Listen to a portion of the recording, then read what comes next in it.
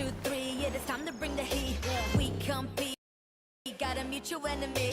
If it's up to me, I'm choosing you. Up in the sky, we'll never lose. Lock and unload, we precise. I will take your advice. Got this energy up, we will take home the prize. So come get it, play this game. Showing all your skills, bang bang. Let's raise the bar, ready to start. We'll never, together we're off the charts. No doubt we will get that. Roll out, never sit back, sit back. Let's raise the bar, ready to start. We'll never stop. Together we're off the charts. Yeah, I bet you will. Show them all your skills. Dive into your reality. Yeah, we can shape our own fantasy. It all no adversity. Set the tone like it's set in stone. Dive into your reality. Yeah, we can shape our own fantasy. Do it all, no adversity. Set the tone like it's set in stone. Set in stone. Bang bang, we win. Set in stone.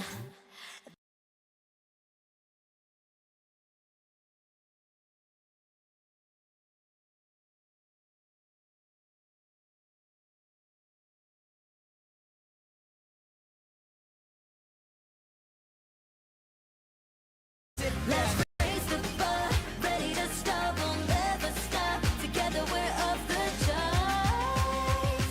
Yeah, I bet you will. Show them all your skills. Dive into your reality. Yeah, we can shape our own fantasy. Do it all, no adversity. Set the tone like it's set in stone. Dive into your reality.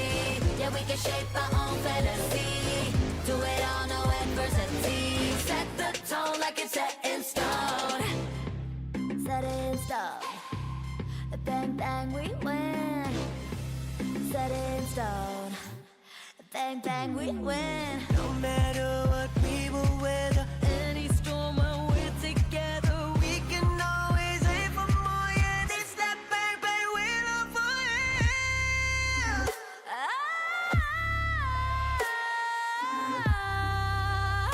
yeah. Set the tone like it's set in stone. Dive into your reality. Yeah, we can shape our own fantasy. Do it all, no adversity. We gon' set the tone like it's set in stone. Set in stone. Bang bang, we win. Set in stone. Set the tone like it's set in stone.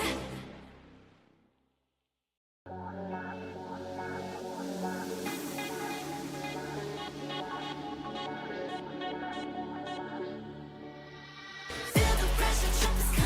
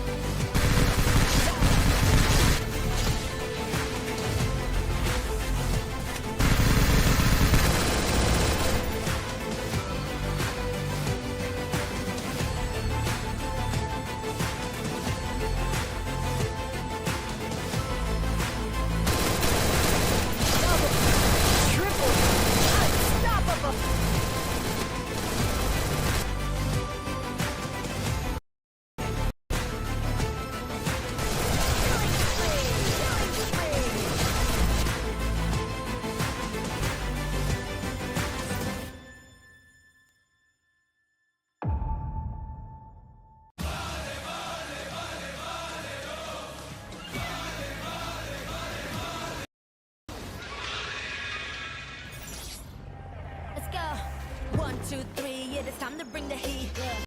We compete, got a mutual enemy. If it's up, I'm choosing you. Up in the sky, we'll never lose. Lock and unload, we precise. I will take your advice. Got this energy on, we will take home the prize. So come get it, play this game. Showing all your skills, bang, bang. Let's raise the bar, ready to start, we'll never stop. Together we're off the charts. No doubt we will get that, get that. Roll out, never sit back, sit back. Let's raise the bar, ready to start, we'll never stop. Together we're off the charts. Yeah, I bet you will show 'em all your skills. Dive into your reality. Yeah, we can shape our own fantasy. Do it all, no adversity. Set the tone like it's set in stone. Dive into your reality. Yeah, we can shape our own fantasy. Do it all, no adversity. Set the tone like it's set in stone. Set in stone. Bang, bang, we win. Set in stone. Bang, bang, we win. No matter what we will weather, Any storm when we're together, we can always aim for more. Yeah, it's that bang, bang, we're love for you.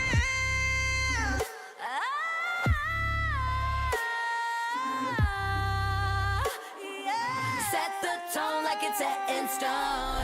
Dive into your reality. Yeah, we can shape our own fantasy. Do it all, no adversity. We gon' set the tone like it's set in stone. Set in stone. We win. Set in stone. Tone like it's set in stone.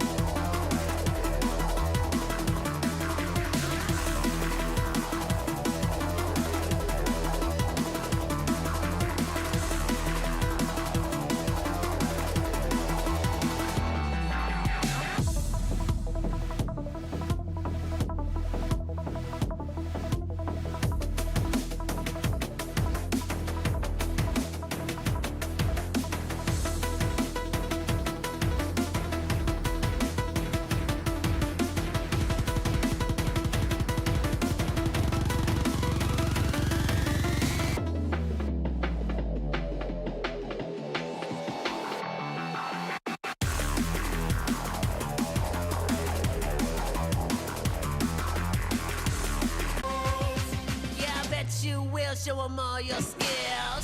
Dive into your reality. Yeah, we can shape our own fantasy. Do it all, no adversity. Set the tone like it's set in stone. Dive into your reality. Yeah, we can shape our own fantasy. Do it all, no adversity. Set the tone like it's set in stone. Set in stone. Bang, bang, we win. Set in stone. Bang, bang, we win. No matter what we will weather, Any storm when we're together, we can always aim for more. Yeah, it's that bang bang we're on fire.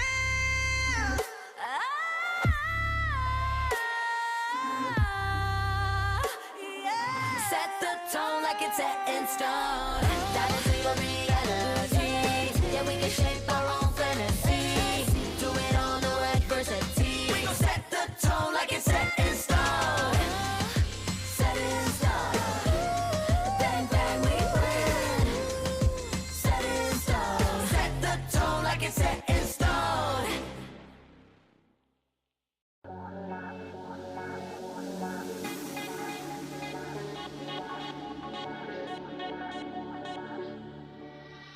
Feel the pressure, jump is coming, coming. You better watch out. I'm on fire, baby, burn it, burn it. Feel it.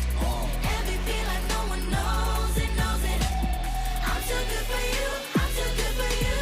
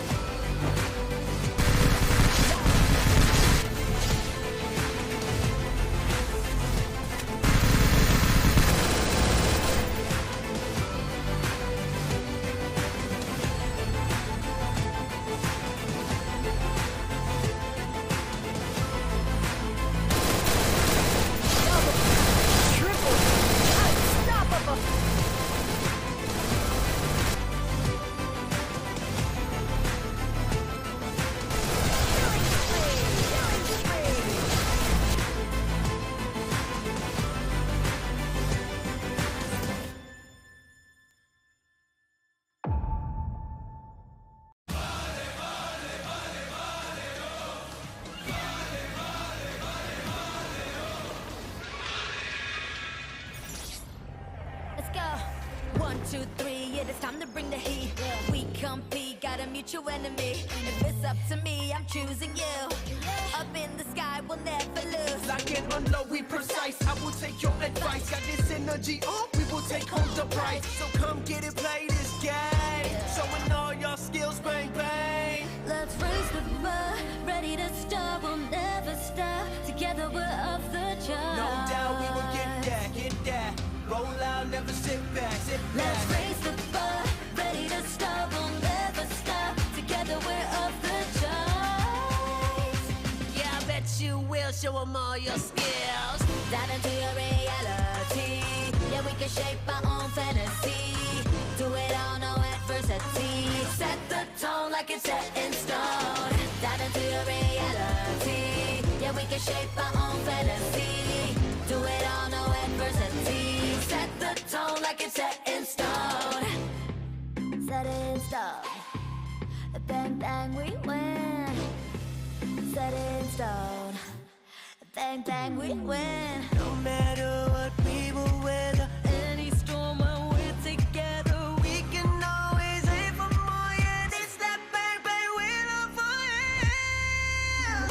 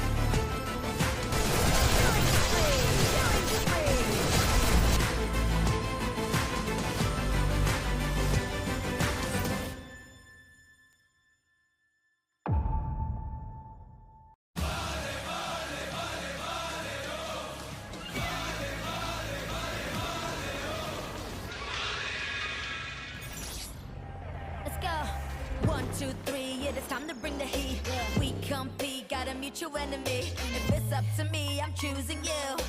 Up in the sky, we'll never lose. Lock and unload, we precise. I will take your advice. Got this energy up, we will take home the prize. So come get it, play this game. Showing all your skills, bang, bang. Let's raise the bar, ready to start, we'll never stop. Together we're off the charts. No doubt we will get that. Roll out, never sit back, sit back. Let's raise the bar, ready to start, we'll never stop. Together we're off the charts.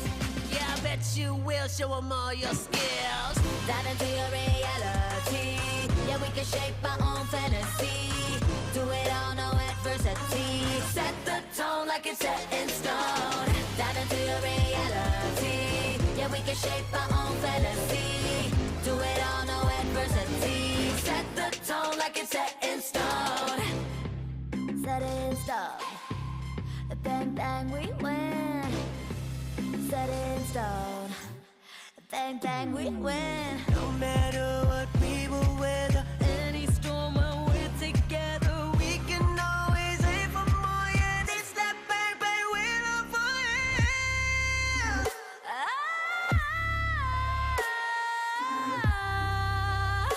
yeah. Set the tone like it's set in stone. Dive into your reality. Yeah, we can shape our own fantasy. Do it all, no adversity. We gon' set the tone like it's set in stone. Set it in stone. Bang, bang, we win. Set it in stone. Set the tone like it's set in stone.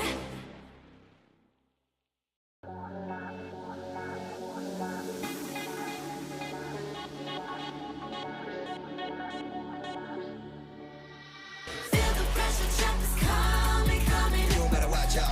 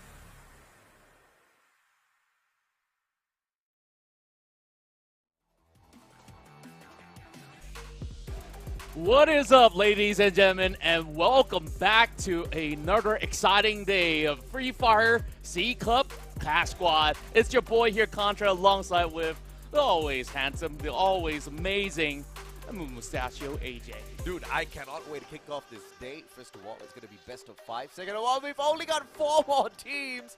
And to make things even more painful for some of these other regions, 3 out of the 4 from Thailand, the kings of Thais, the kings of Free Fire, continue to reign. Absolutely, and last week, if you guys didn't check out any of that action, don't worry, we'll fill you in with all those details available. But right now here in week 2, it's about the best of the best that's currently remaining as they play through best of 5s instead of those best of 3s. And we'll definitely see which squad will prevail and be named as the best in Southeast Asia. At this point of time, we are all putting our money on Morph team, right? Representing Indonesia, this team broke into the top tier, the echelons of Free Fire recently in FFSI, and they sneaked away the 3rd spot. And they might just be able to do that once again, but I don't want that for them, right? I want them to take it all the way, perhaps be even champions this time round. Just to speak a little bit for the Indonesian circuit that we know most definitely can rival against Thailand. Absolutely, and when we look into who their opponents are, it's definitely no easy task. We got attack all around. We also do have E-Arena and also another amazing squad that we will definitely fill you guys in. So with all that being said, I guess it's time for us to get prepared for all the amazing booyahs. Oh yeah.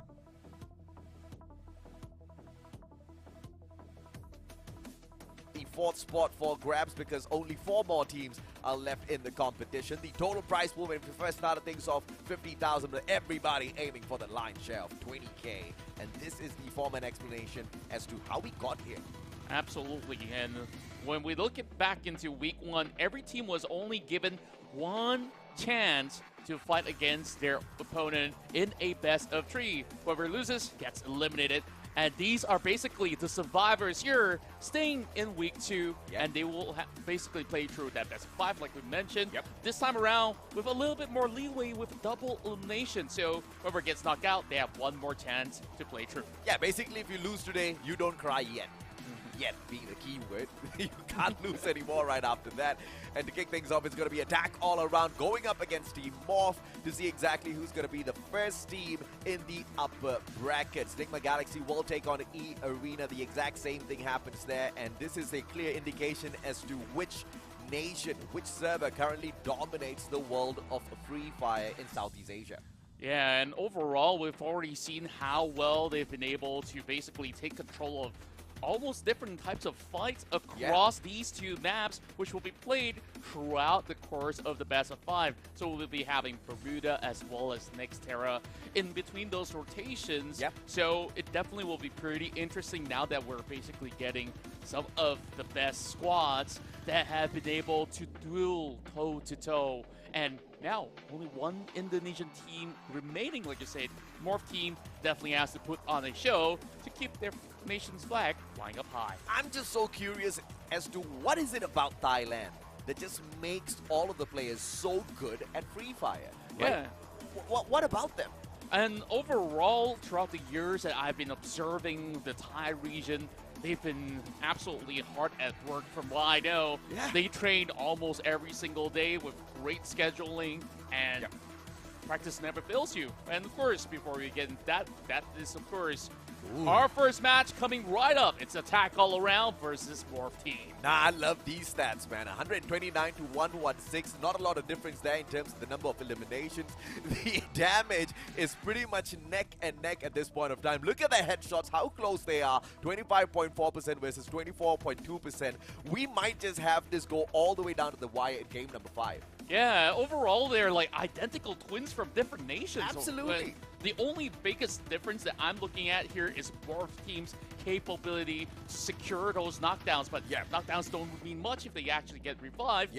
But that means that their hit rate is absolutely high. Absolutely, man. Of course, I want to talk also about the rescues that these players are most of the time in charge of, Ambot as well as Jump, as, you know, the players who do sometimes double back down for that backup play. Look at this, 4 and 3 rescues. This is going to be crucial. Like you said, the knockdowns might not be able to secure much for you in the matchup in itself. Yes, it does kind of slow down your opponents, force them to either retreat or, you know, rethink their strategies at a little bit, right? But rescuing your team members, that's going to get you that extra bit of numbers that you definitely can make use of in a fight.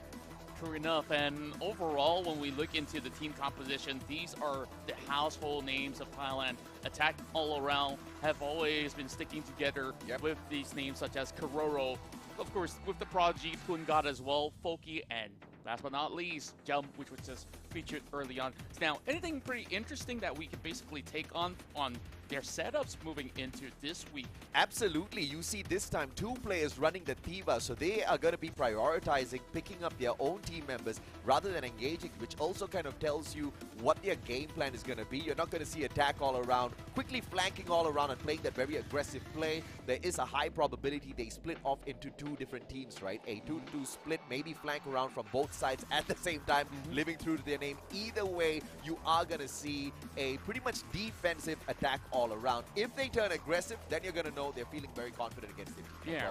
Overall, attack all around is also looking to enable jump, which is why we can see that he's opening up things with the Tetsuya build.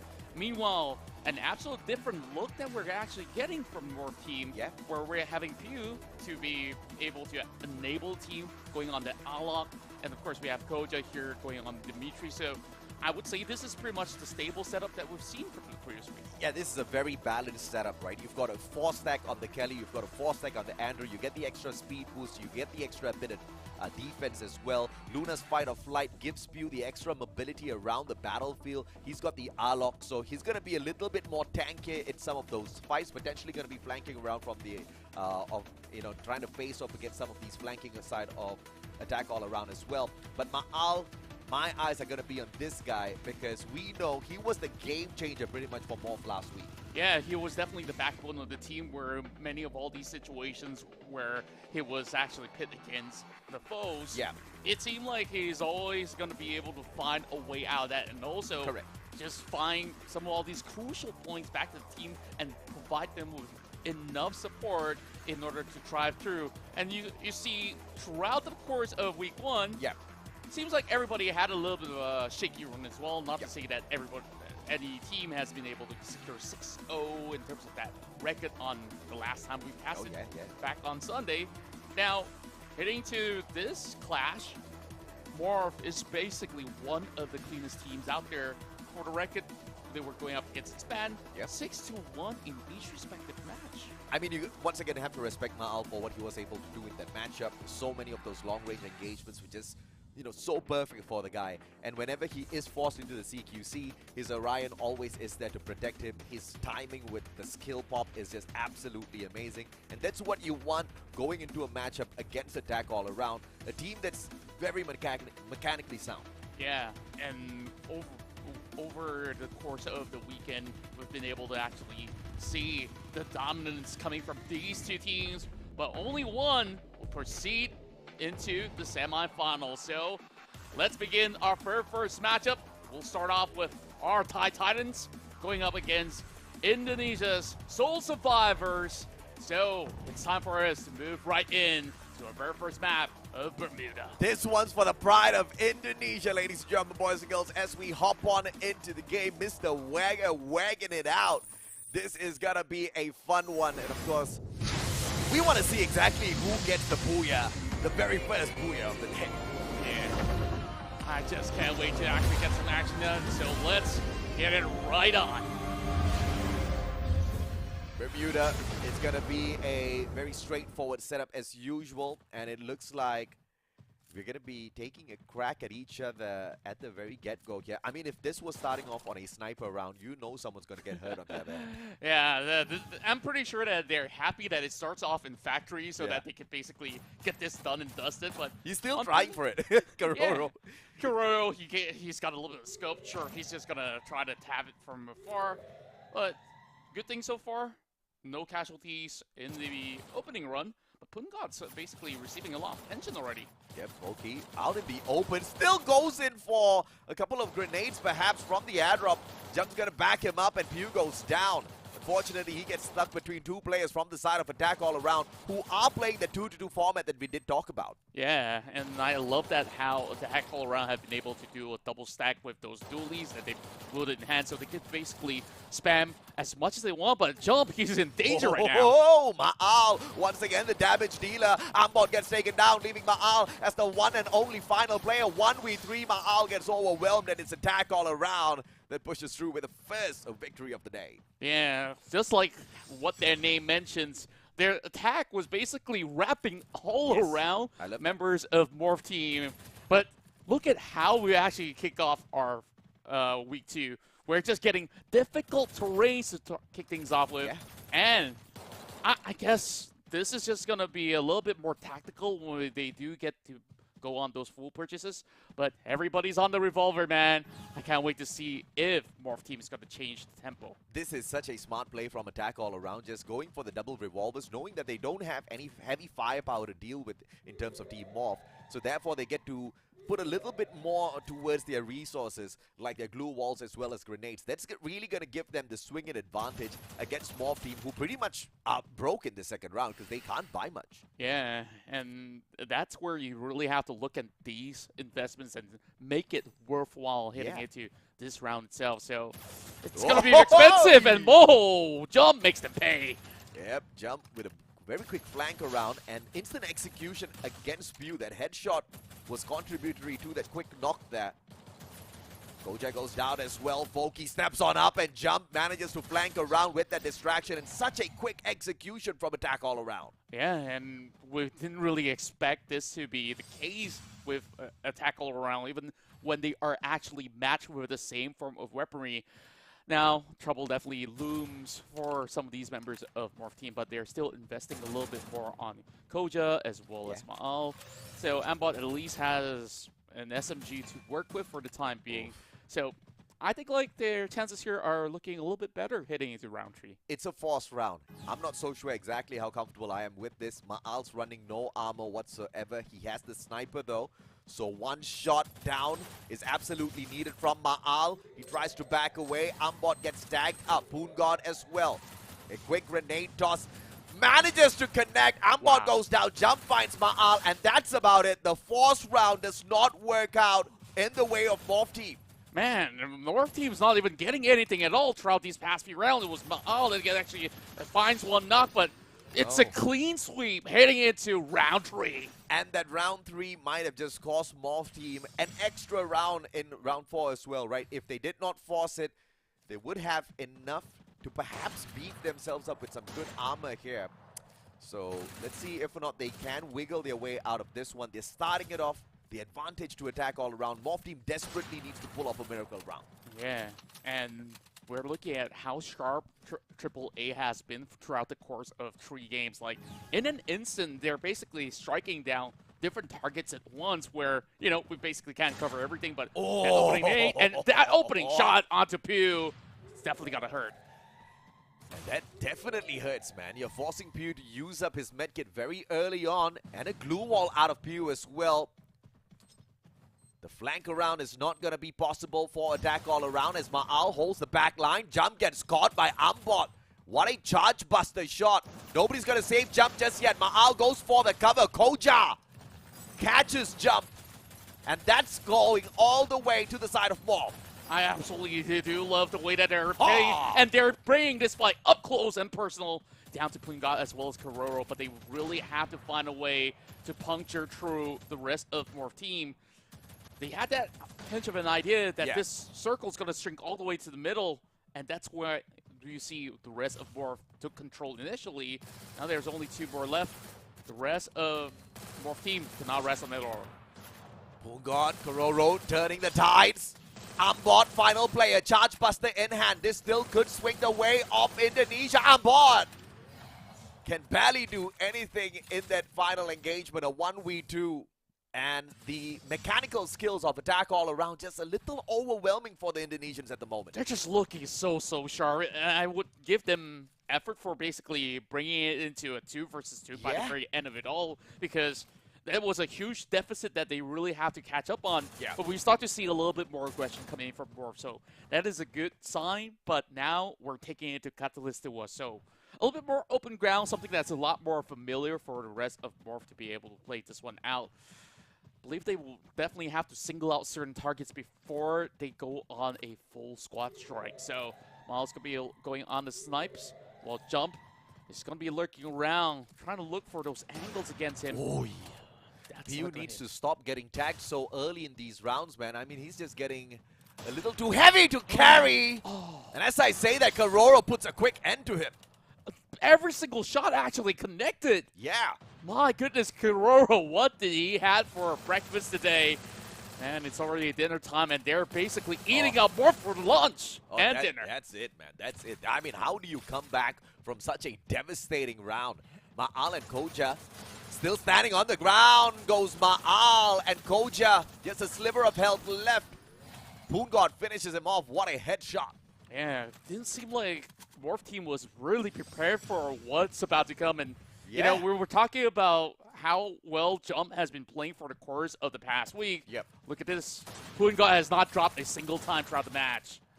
And this is with extra Andrew buffs coming through for every single player. Extra layer of armor, meaning absolutely nothing for attack all around to deal with.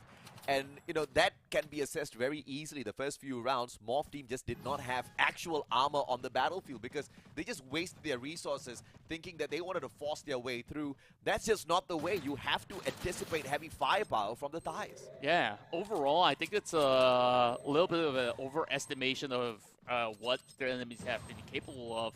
Now, Jump has got to work around these walls, but there are a couple of angles being covered by the Morph Team. Over and back, Jump did match to negate some damage with the glue walls, but how long can he buy?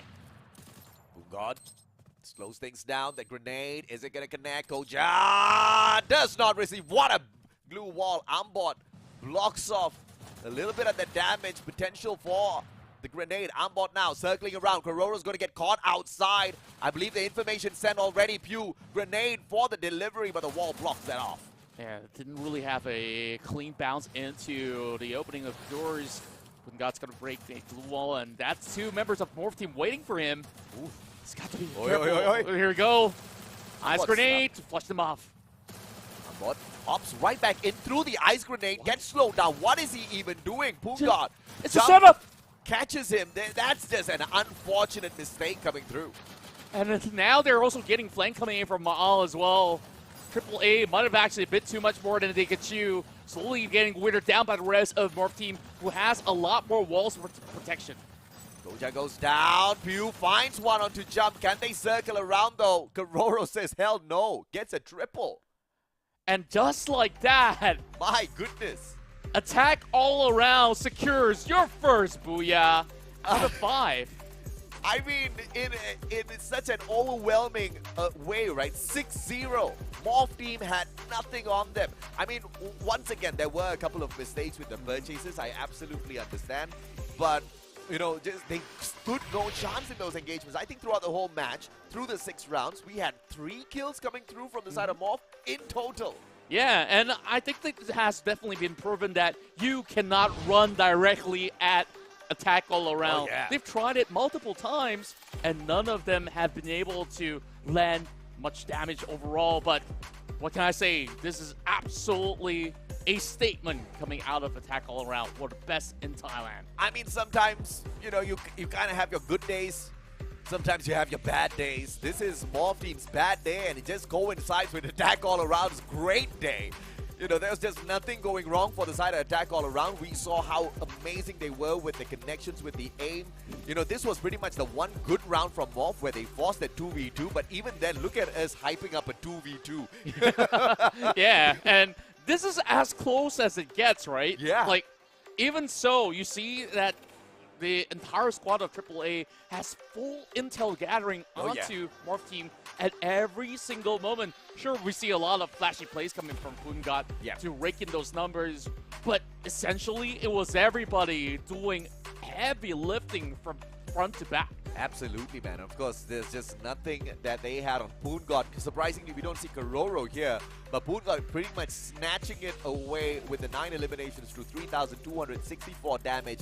The A124, the disabler in those close quarters combat, and in Clash Squad, everything's a close quarter combat! Yeah, like, you're just basically allowing her to activate her free spell, so I would say Poongod definitely has everything down to the timing down that, you see, it's a 6-0. Yeah. And half of that duration, that's a 56% hit shot rate. We're not even looking at Kororo, where every bullet that he lands with that sniper has actually hit as well. I mean, ridiculous. How ridiculous is that, right? A 56% headshot rate. Yes, we know there's a little bit of aim assist in Free Fire, but that is cracked, man. I mean, because at pro level, your opponents are constantly moving. Even when they're standing in one spot, they are on the prone, they're trying to go round and round, trying to make sure their hits just not in the same spot all the time. And through all that, pew! What? One shot and never miss. The absolute, I mean, and not just him, right? Kororo, we saw a couple Yeah. of his plays as well. The guy was just accurate as hell. And that's the kind of mechanical skills that Morph Team needs to go up against. Attack all around is way too good in the game of Free Fire. Yeah, I would also say that they also do have so many days to prepare for this, and Yeah. Attack All Around basically did all their homework right, because every strike that they basically landed, the way that they prepared for some of these attacks, I think they've been able to understand very, very well what Morph Team really had in plan from the prior rounds that they played against other teams, where I would say like around the fight, around round 4 or round 5 or so, when they were pushing upwards, we think that, hey, maybe this is going to be pretty bad for them, but hey, they managed to win out every fight absolutely cleanly. Morph Team does not know exactly what hit them. It's a truck called Attack All Around. They may try to run, but they cannot hide because this is just open lands and this truck is mobile. Yeah, definitely a worrying sign to kickstart the run for the Indonesian Titans. But hey, some may actually say, relax, Joe. It's just the first round. Dude, I love that guy's king. Look at that rep. Oh, man. He's definitely pretty stern on all these players. I would not cheat if that was the ref standing behind me. Yeah. I would not breathe if that ref was standing behind me. I will be more nervous on the stage when he's standing behind me. But that's for sure. The boys are nervous. They feel like they have to perform. If not, the ref's gonna beat them up. Yeah. But overall, you look at every member of the Tackle Around, they just basically got their win. Like, yeah, they're absolutely chilling, man. Like, all they have to do is just keep their eyes on the prize. And at the very least, for those who are currently still here representing their nations here in the C Cup Clash Squad, they'll at least walk away with a couple $1,000s. But we're eyeing for that sweet 20K for the champion. Yes, sir, and we're eyeing for a little bit more, and the little bit more is a little bit of respect for some of these other regions here, okay?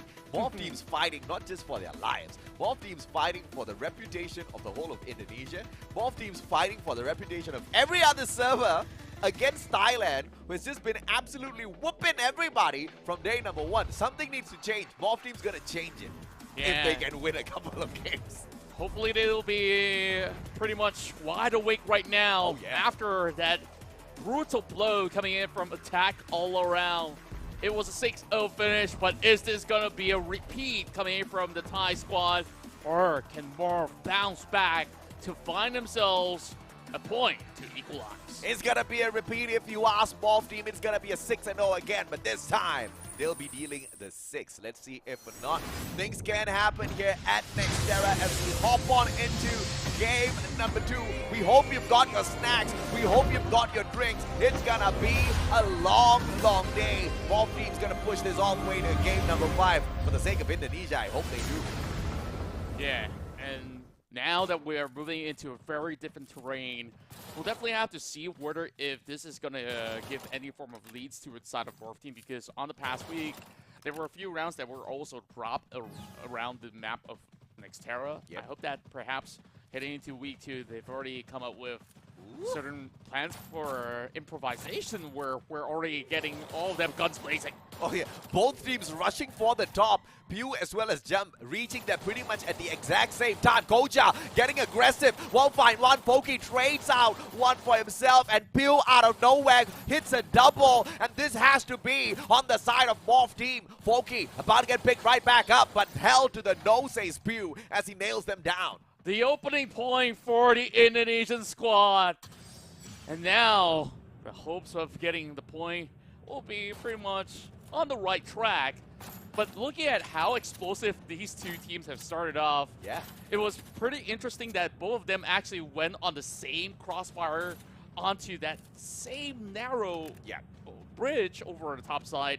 And all that was left was Kororo trying to spot another member off by the end of it around.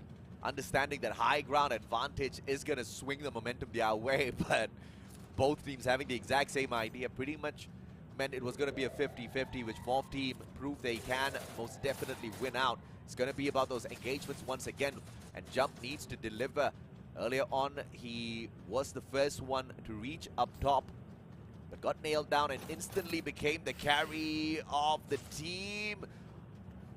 And Pew's just going to force this through. Wow. My goodness. Kororo with a good glue wall. But Pew just does not stop.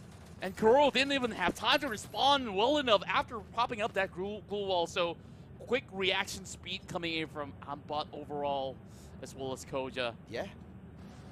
Now, what's the next game plan here for AAA though? Al says, thank you very much. I'll see you later. But no, Poongod says, this happens now. But Pew was there to find the trade, so good engagements from the side of Morph team overall. Ma'al and Ambot down on the ground though. Foki, don't let this be a 2v2. One quick fall to the death, and Pew is gonna be all alone now. Can he find Koja? Goes in for the rescue. And Foki's not there just yet to put the final nail in the coffin. And the save is good. Koja really has to heal up though, as much as there was a really tight gap. Poongod's definitely going to be looking for a little bit more pressure to deal upon him. Going to land those couple of blows, and Koja's down yet again. Poongod just says thank you to the Travelator, who gives him the perfect angle for a double.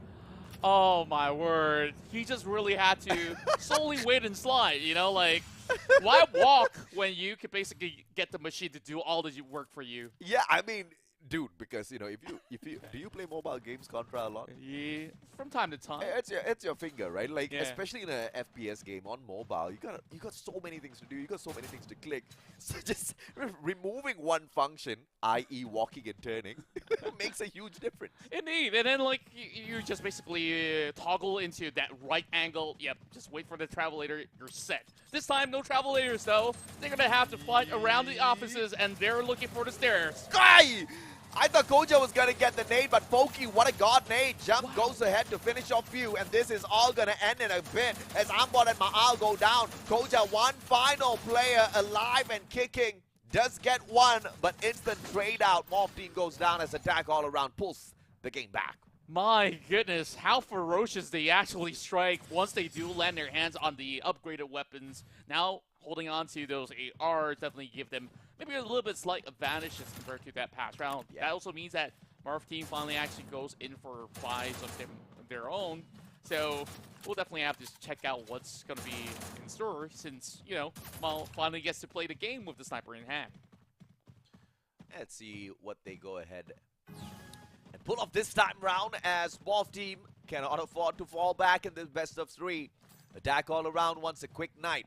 It's going to be a quick zap around for Poongod. He's already flanked around, but Ma'al's going to be holding the back lines, which means Poongod is not going to go crazy just yet. Foki keeping a good line alongside Jump. And Ma'al keeping an eye. Two players at the same time. Calls for a little bit of backup as well. Poongod eats yet another nade. Two nades in a row. Thank goodness he healed himself there. Yeah, he's also applying a little bit more pressure to actually flush some of all these territories aside. And now AAA is looking for a target to strike down. He's going to go up close and personal against Koja, though. But this is not going to cut it with the glue wall being popped up. But he actually gets the advantage, popping heads and landing it onto Ambot. Yep, smart play coming through, and Foki finds Koja. It's a 1-to-1 trade thus far, and Foki instant trade out by Ambot, and as I say that, Jump trades out Ambot. Back and forth we go. It's a 3v2. Jump needs to be picked up. Pew all alone now. Is Koja gonna get back up on his feet? The answer is no, as Poongod finishes it off. My goodness gracious. Ma'al purchased an AWM in that midst of that battle, and he opens up with that warning shot. It didn't seem like AAA cared about that sniper being online at all. You know what? They're going to get one of their own. You know what's better than one? Make it two, because Kororo, he's just going to one-tap his way out of this match if he can, and he's already zooming into the spawn. Sees his target, tries to land it over onto the quarters of Morph team, but he managed to dodge it in time. So it's all about getting that zone control. We will definitely see a little bit of a ring around the rosy here in the open spaces. And Kuro, as much as he actually get those angles this time around, he's not going to be opening the shots right now. He expects more retaliation coming from Morph as they're circling through like eagles right now. He's got to make a move. Kororo says bye-bye. Gets away in the nick of time. Tagged up, though, in his back. Good glue wall saves his life. Koja cannot reach him just yet. Kororo's going to be a little distracted. And Ma'al with a good connection onto Foki, but no finisher just yet. Poon God on the left. Ma'al spots him just in time to see a grenade as well. Ma'al's going to save that. And Jump does not eat that grenade. Pew just trying his very best here. Goes in for the finisher, but Jump sees him coming first. And a good glue wall pulled up, but Jump saves Pew. Pew goes in for the very aggressive play. But it's a good Tatsuya reaction by Jump. And Morph Team's basically forcing them to run around these areas. There's not much spacing being left, though. Foki is trying to take control of the center, but it's a tag team that will work him out. Morph Team gets the advantage. Only Jump left. Tail to tail. He's only got a glue wall. Can he hold out? Not much of frags being left.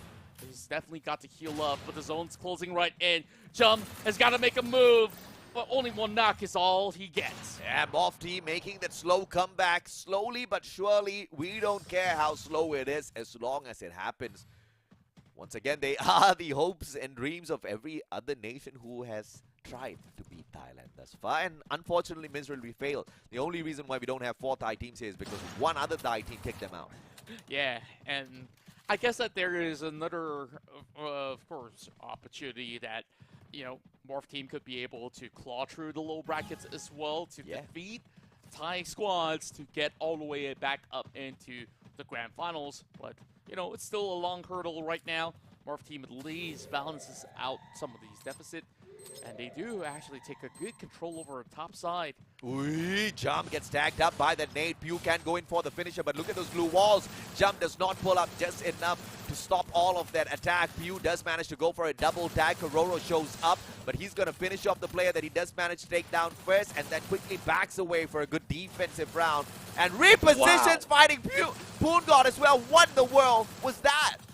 A little bit of a happenstance where Poon got turned his back, and Morph, they took absolute control of the vantage point up top. A jump shot coming in from Ambot. That will definitely take Foki out.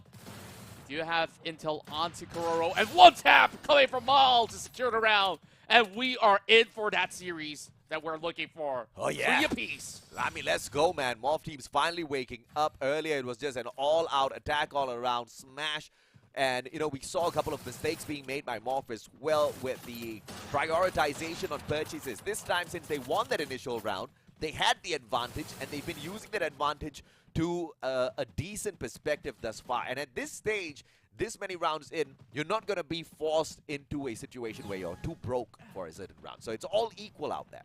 True enough, and when we look into how Morph has been able to always look for ways to come back from deficits like the past week, definitely have impressed all the audience across Southeast Asia and perhaps the world as well. Now, this is definitely going to be a little bit tricky as they are working across the towers.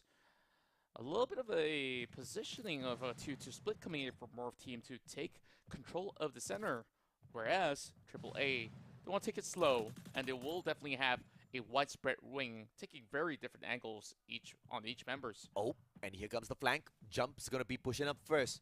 And in the meantime, a grenade in the hands of another player on the side of attack all around, just waiting for the cue to go in for the toss. Jump is going to get tagged up. Poon God's going to release that grenade. Ma'al is not going to be flinching at all, but throws a nice grenade towards his left as well to force a reposition by Koja. In the meantime, Ambot moves on in a little bit closer towards Poon God. Kororo shows up, and Ambot tags him up. Doesn't get the takedown and quickly turns things around. What in the world does Kororo eat? Yeah, I really do wonder if maybe we should go to Thailand to actually figure it out. And man, perhaps it's a little bit serving of street food because they're battling like this is the street. And Koja, he's unleashing the shotgun shells all over the place. Won't be able to find Poon God just yet. And they're chasing him right through. Whoa. And now it's only down to Koja. Koja! What a shot, Ja! Kororo goes down. Jump now, the final player, very low on HP. The advantage to Koja! And Jump does not flinch. Finishes off Koja as he's taking that pump on the Charge Buster. My John, God. he's just a split second faster. And look at him go, so composed. Even though he's behind a wall, he wasn't basically shifting all around in order to dodge any form of shots. He's waiting for Morph Team, knowing that he's just going to hop right out. So great read coming from attack all around. That was the closest that we've actually seen them go till it's actually 1-versus-1 battle. But we basically take it another round, same plays, perhaps a different result. But, you know, unacceptable from Koja, because this is one of those very few times on the pro scene that I see a Charge Buster losing out to the AUG. And granted, the Charge Buster, Poon God. Not the kind of nade that you want to see here in week 2, especially with the stakes so high. And the tackle around, we are getting a little bit more of an elevated view, whereas Morph, you do have a little bit of an idea, especially now with the UAV on top, but not that it matters. Right now being popped as they're chasing on to jump. It's gonna be a Poon God suffering a tag. Backs away, Ma'al spotted by Jump. Has got the angle, but that's behind the glue wall. And the timing's perfect. As soon as he sees Ma'al moving, goes out for the shutdown. But it's a 3v2. Jump and Kororo. Can they once again find the clutch against Morph Team? It's all about the positioning, but Jump is going to be forced out of his defenses by a good ice grenade from Koja. Quick frags being tossed out, but Koja, he definitely has a little bit more predicament with so many glue walls blocking all these terrains, but this is basically being set up in order to force AAA to go through layers and layers before they move into this safety zone. Now, 2-man tag teams onto Ambud, and he actually finds the angle. Glue wall being popped up. He's on the hunt, and he will land the blow onto Jump. And that's one member down. Orion being popped as well. Koja has to do it all alone. Can he do it? Kororo, last man standing. And Morph Team, they're still finding it hard to take him down. Kororo still managing to take out Pew in all of that chaos and drops yet another. Orion popped out again. Can he find the timing? Ambot! 1v3! And Ambot saves the day. My goodness, Kororo almost did the impossible. And Morph Team has got back at them. You say, hey, you think you're the king of 1-versus-1s? We'll show you who's boss. Ambot is here to step up for Indonesia. Oh boy. We're definitely going neck and neck from here on. Oh yeah. Morph Team has definitely shown their fangs on this one. I mean, I am hoping and praying that they get through this torture, because attack all around is still such a pain in the side. Oh God, good grenade can end Morph Team real quick, and it's a well-aimed one. He spots the players first, but those glue walls are going to be keeping them in. Jump! Bye-bye, sir! Oh! Grenade! Does not connect, but it's the ice grenade that puts a quick end to him. Well played by Morph Team. It's going to be Pew. Really low on that HP as well. Circles around. Attack all around. Does not have an angle to work with, and Morph Team gets away with their lives. And they're also being turtled in as well. Great utility usage from both ends. And it was Jump that actually suffered the blow. That's definitely going to put a dent onto the artillery. But speaking of artillery, Mal, Kororo, each landing a blow with the AWM. And on the back, Poon got spots Mal approaching near. Brings it down to 40%. Now it's breaking the wall as well. Still on the target. He's not going to let him lose. And Pew's down. Poon caught and Kororo. Kororo really low on that HP, and Ambot puts a quick end to him. But it's a 1v3 for Poon God. Can attack all around, pull off a miraculous round. Poon God does not have a sniper to make that possible. This SMG is not a miracle worker. Ice grenades are not going to do him much. But come on, Poon God still finding Ma'al? That is insane. Poon God doesn't have a grenade to work around with. Those players are going to recover too quickly for him.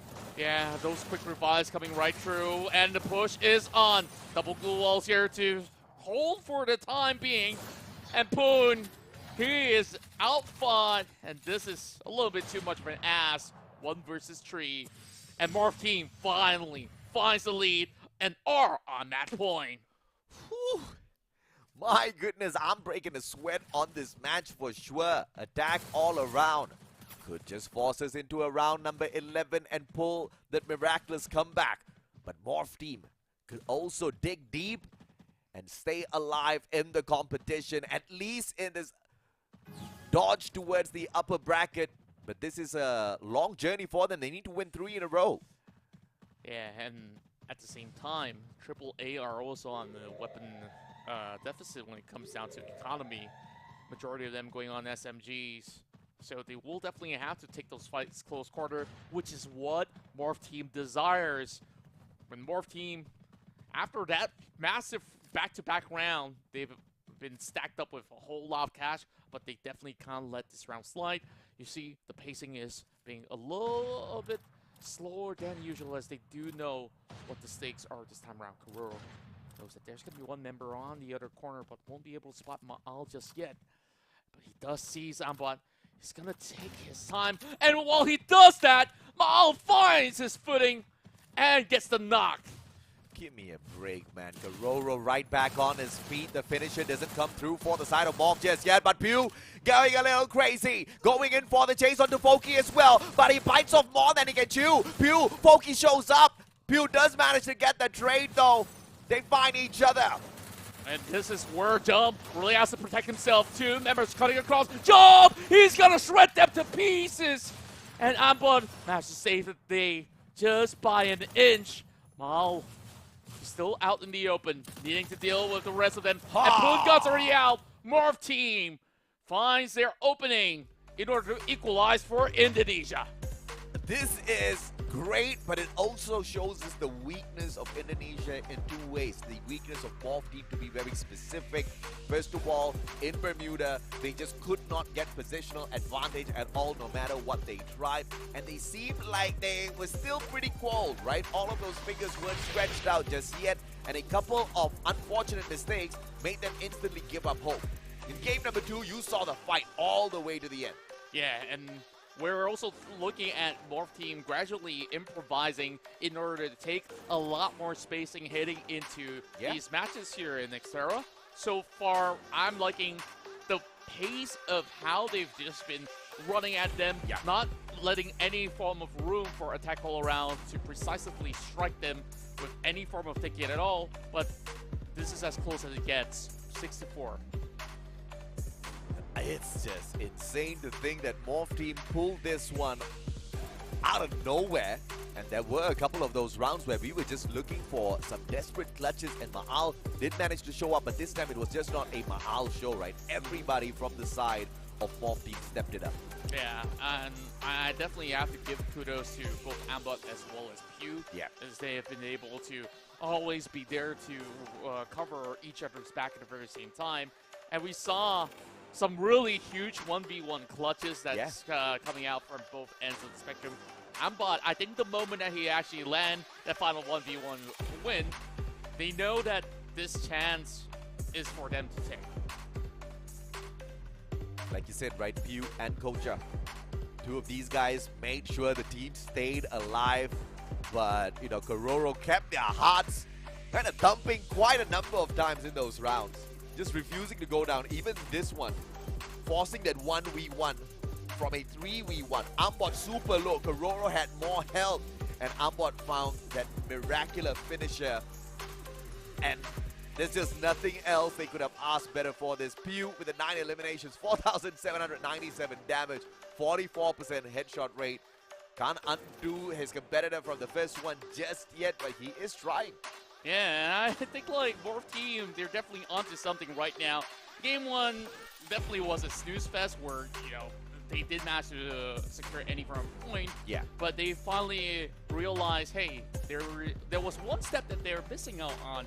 The round 4 buys, right? Yeah. On the very first round, first matchup, we see them force buying on most cases and actually lost out with those trades. Correct, yes. Once they actually adjust that, the tempo has definitely been stabilized from then onwards, and Morph Team has been able to actually get themselves back into shape. Absolutely, man. And, you know, from your assessment, Contra, I think it's very obvious what Morph Team needs in this next game. If they want to keep the pacing up high, they want to push attack all around back a tad bit, they have to win the pistol round. Because once they go down there, that's what's forcing those mistakes. That's what's forcing the forced buys where they feel like, things are getting out of hand a little bit. But if they can get a little bit of cash early on in the game, perhaps be able to deal with the attacking power, the mechanical skills of attack all around through their upgraded guns initially, it might just be what it takes. Yeah, and I guess like overall for the past couple of all these opening rounds, when it comes down to pistols, it's all about precision, and we've always seen attack all around, and the rest of the Thai squads have always been aiming for headshots and headshots only. Yeah. So they definitely have to sharpen up on that aim in order to do so. Yeah. So other than that, perhaps they could definitely take a different approach, which their usual playstyle was you're going for that burst of speed, trying to take close quarter fights, which is always a 50-50. You can basically trade out with one, but can you actually get more than one is always the question. This is, of course, the assumption that it was mainly the guns as well as whatever resources were available to them that made the world of difference. We also have another assessment, which it could just be a map weakness. It could just be Bermuda being the issue here for Morph Team going up against Attack All Around. And if Attack All Around can prove that yet again, they're going to be in trouble, because even if this gets pushed into a game number 5, there's 3 Bermudas, 2 next to us. Yeah, and it definitely is pretty interesting, or it could be any other thing as well. Like maybe it's a psychological warfare that they're playing. Like, oh, well, game 1, we're just gonna read what they're gonna do, and then okay, we'll throw a couple of rounds because it's a best of 5. We got the long haul of a marathon to run. That's true. So get a little bit of an idea, and then round 2, start smacking, which is what they did. I mean, for the sake of Indonesia, I hope you have the nail hit right on the head there, because that would really show lots of confidence out of Morph Team, right? To be able to throw a couple of rounds. Of course, you risk a game, but that's what they were willing to do in order to kind of catch Attack All Around off guard here. If that is going to be something they can pull off, I'm very excited for the C Cup, because we've got some serious challenge for the Thai teams here. And I definitely do think Morph Team has what it takes to be able to match up to Attack All Around. As a matter of fact, of course, they just did. We saw the stats. They too are some of the best in Southeast Asia. A match made in heaven, some may say, between Thailand versus Indonesia. And now we finally get to tell the tale yet again as we move into our third matchup. This time back in Bermuda, where Attack All Around has already gotten the upper hand. Can Morph take one back? The last time we stepped on into Bermuda between these two, it was a 6-0 baby. Attack All Around, smashing Morph Team down to the ground. This time round, it's time to see if or not the Indonesians can rise and scream booyah on Bermuda. Let's see exactly what happens in game number 3. We are 1 apiece thus far in this best out of 5. We've got a guaranteed game number 4, but do we go all the way? I do hope we actually get a lot of action coming in from both ends. Whoever wins, I just want to see a good game. Where Pew this time definitely switches things up. Yeah. Being the initiator to kick off this fight. But they are definitely holding back as Attack All Around. He controls center stage, but that doesn't mean much with damage done. Pew now just going in for a quick rush, and that risk is well managed. It's going to send that grenade right towards Jump, and a huge tag. No finisher just yet. Pushes on in. Poongod finds Ambot, as Ambot does manage to finish off Jump. No finisher coming on through, as that pickup is absolutely sound. They drop the beat. Jump gets back up on his feet. Koja trying to find a retrieval here once Pew gets knocked down onto the ground. Nobody's picking him up just yet, and all of the risk taken by Pew just turns into nothing because the rest of the members from the side of Morph were just a little too far. Yeah, they definitely didn't have the angles to work with. Now with Koja also overlooking the staircase, this is where Jump strikes the target down and takes over control of the center.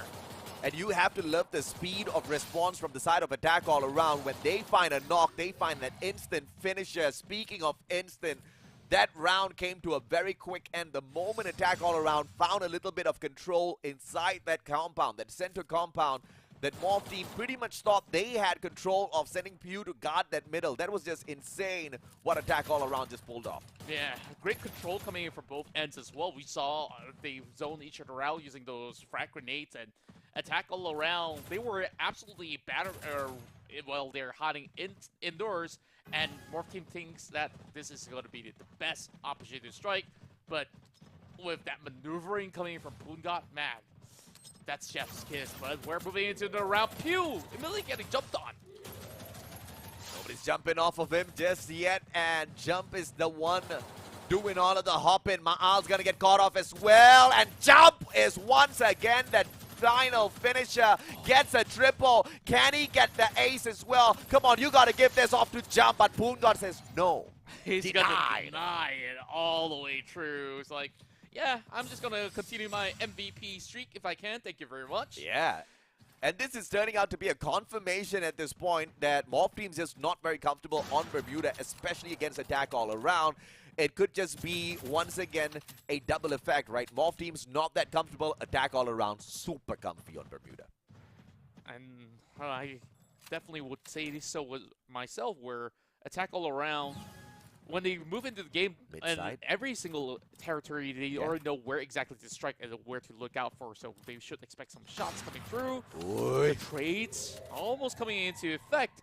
Well, there is not coming from Pungat onto Pew. Yep, and the save is gonna be prevented as well. Ambot turns around, shoots down Jump. Pokey gets a nade out of nowhere, tossed towards Ambot. Two players down on the ground, instant finisher. Jump God as well will kind of hop on in there. Ma'al finds Pungat, puts down the final player. Ma'al circles around. Can he find one out of nowhere? Kororo goes down. It's the foot that's hit. And unfortunately for Ma'al, even he could not pull a miraculous round for the side of Morph. That definitely does sting. It really felt like they were in a boxing ring when they were inside the warehouse, and AAA cornered down Morph Team where they don't really have a place to even run or hide.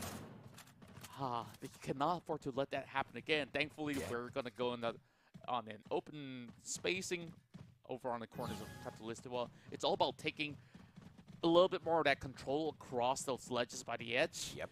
And we'll see, can Jump actually be speedy enough to catch onto Ma'al? He's already got the AWM up in the ready. And he should be able to quickly zoom into that territory. So the rest of AAA wants to hold back, but that's a huge nade. Oh, lads! Goes in for the finisher instantly, takes that backstab, and Ambot cannot do much at all. Can he put the finisher onto Pungat? Does manage to take a lip. Pungat turns around, and it's the charge buster in the hands of Koja, and Pungat allows him to do absolutely nothing with it. This guy's a mad lad.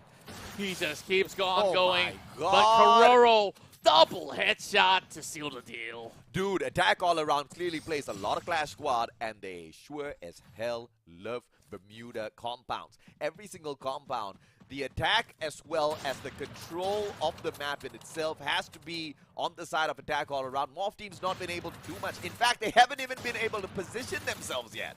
Not at all. Like, when we take a look at how AAA executes that specific angle, it's just pretty dire for the rest of Morph Team to be able to do much, as they were hoping to actually cut across through the middle, but they're running on open ground. Speaking of which, Jump, he's got to pop those glue walls early, but Al's going to keep pretty much looked at. Yeah. Now, this is definitely a precarious situation for AAA. They can't exactly get that access to the building unless if they push through, but look at the zone control. Yeah. Kororo, he's got to move in as well. Now, this is the white flank onto Ma'al. Glue wall in time. Save the day. Oh, Ma'al spots out Kororo. Kororo doesn't get that shot first. Very quick fingers from the side of Ma'al, but he's super low on that HP already. Ma'al trying to run away, but Jump finds him either way. Both angles of the glue wall covered by the players on the side of attack all around. Pokey gonna get Koja as well. Pungat backing him up. All the players from the side of attack all around, attacking from all around. Pew can't do much, but just go in for a mad spray. Gets nothing. And how the hell do you pull that off, Pungat? That's just insane. That's sick. 5-0. Once again looking for the 6-0. He is looking invincible today, and that's why he is one of the gods of Free Fire, I must say. Wow. I mean, this confirms two things. Number one, Morph Team really can't do much when they lose that initial pistol round. Number two, attack all around is super on Bermuda, and Morph Team's 0, literally. Yeah, once again, going back into the buy round for Morph team, it didn't seem like they could have actually gotten much out of that. And Yeah. that's really saddening as well because they have ample of those opportunities, but they're not really pressing on. They're getting pinched this time around with a couple of nades being tossed towards their end by Jump. Just look how fast Jump cuts across the map. He's going to take this closely. I mean, that was the biggest of difference in the previous round as well. Attack All Around had so many grenades, so many ice grenades to work around with. Morph team pretty much had nothing. They were so strapped for cash, they had to just focus on buying armor as well as their weapons. Not really much of those utilities or lethals. Pew surviving somehow. The attack from the back pushes him into a corner. Charge Buster still in the hands of Pew, but he's trapped. He can't do much. Finally shows up, gets tagged up by Jump, and Pew still goes down. Pew, this guy, he was hoping to hold him off, but this is only Mao left. 1 point is all it takes, and he goes for the foot. Attack All Around, another clean sweep in Bermuda. Hitting under the belt, not what you think. He got his foot. Attack All Around, what a play. 6-0ing Morph team on Bermuda again. Again. I couldn't believe it. I'm absolutely baffled. I guess it is as straightforward as you say, AJ. Attack All Around can basically rinse and repeat Bermuda and just absolutely annihilates Morph team from doing anything here. An excellent booyah. 2 in a row on the same map. But now, moving into next era, they have not overcome this against Morph, so I wonder, is this a buildup of momentum that will shift towards their way, or Morph team's just gonna say, nah, we still got this next era to our hands? I just feel like Attack All Around has run Bermuda on simulation 3 million times already and executed perfection after perfection after perfection of initially controlling the map, and we have seen how they fan out on the map so beautifully to take full control, to not allow their opponents to do much, especially Morph team throughout this whole game thus far. In the 2 matches we've had at Bermuda, it was just all out zoning them into a small little compound and then just shutting them down round after round. Kororo controlling the outside, Jump, Foki, Boon God all going in for the rush towards the inside. Morph team just had nothing on them, man. Yeah, and I really want to see where exactly is the flank setup coming in from Morph, where every single time that AAA goes in the game, it's all about taking positioning first, and then we settle the scores later on when you actually do come up close and personal. And I think like AAA, they have actually expected Morph team to execute the way that they did, bring those fights up close, and then hoping that these trades actually do favor either Ambot or even Ma'al, but they can't just basically go on with the same plan over and over again. And here goes, Kororo finally takes the MVP title this time. And Attack All Around showing that, you know, they're not focused on getting extra bits of information on your positioning. They are more of a team that responds when danger shows up, right? And they are very aware of their surroundings at all points, that they don't really need an active or a passive skill to reveal the positions of their opponents. Yes, you've got the Moko, but that's only after he's spotted by Kororo, as well as Kororo takes that shot. If that shot connects, then you get that information out of Moko. That's insane to think about how maybe positioning or the revelation of your position could be a disadvantage to you in any way whatsoever. Attack All Around's like, nah, I don't care. Yeah. I'll just finish you when I see you. And that's exactly what really went down on Bermuda. Like, no holds barred, and I guess right now, there's only few chances left, and with the scores being 2-1, it also does mean that Attack All Around is on match point for the entire series. I cannot. Okay, the saving grace here for Morph team, we're going back into next era. But it's looking very bad. Once again, like I said, even if we do get into a game number 5, the sheer map dominance on Bermuda from the side of Attack All Around makes this a no-go for Morph team. So they need to pull off not just a miracle in next era once again, because it was close at the end of the day. It was a 6-4 the last time we went on there.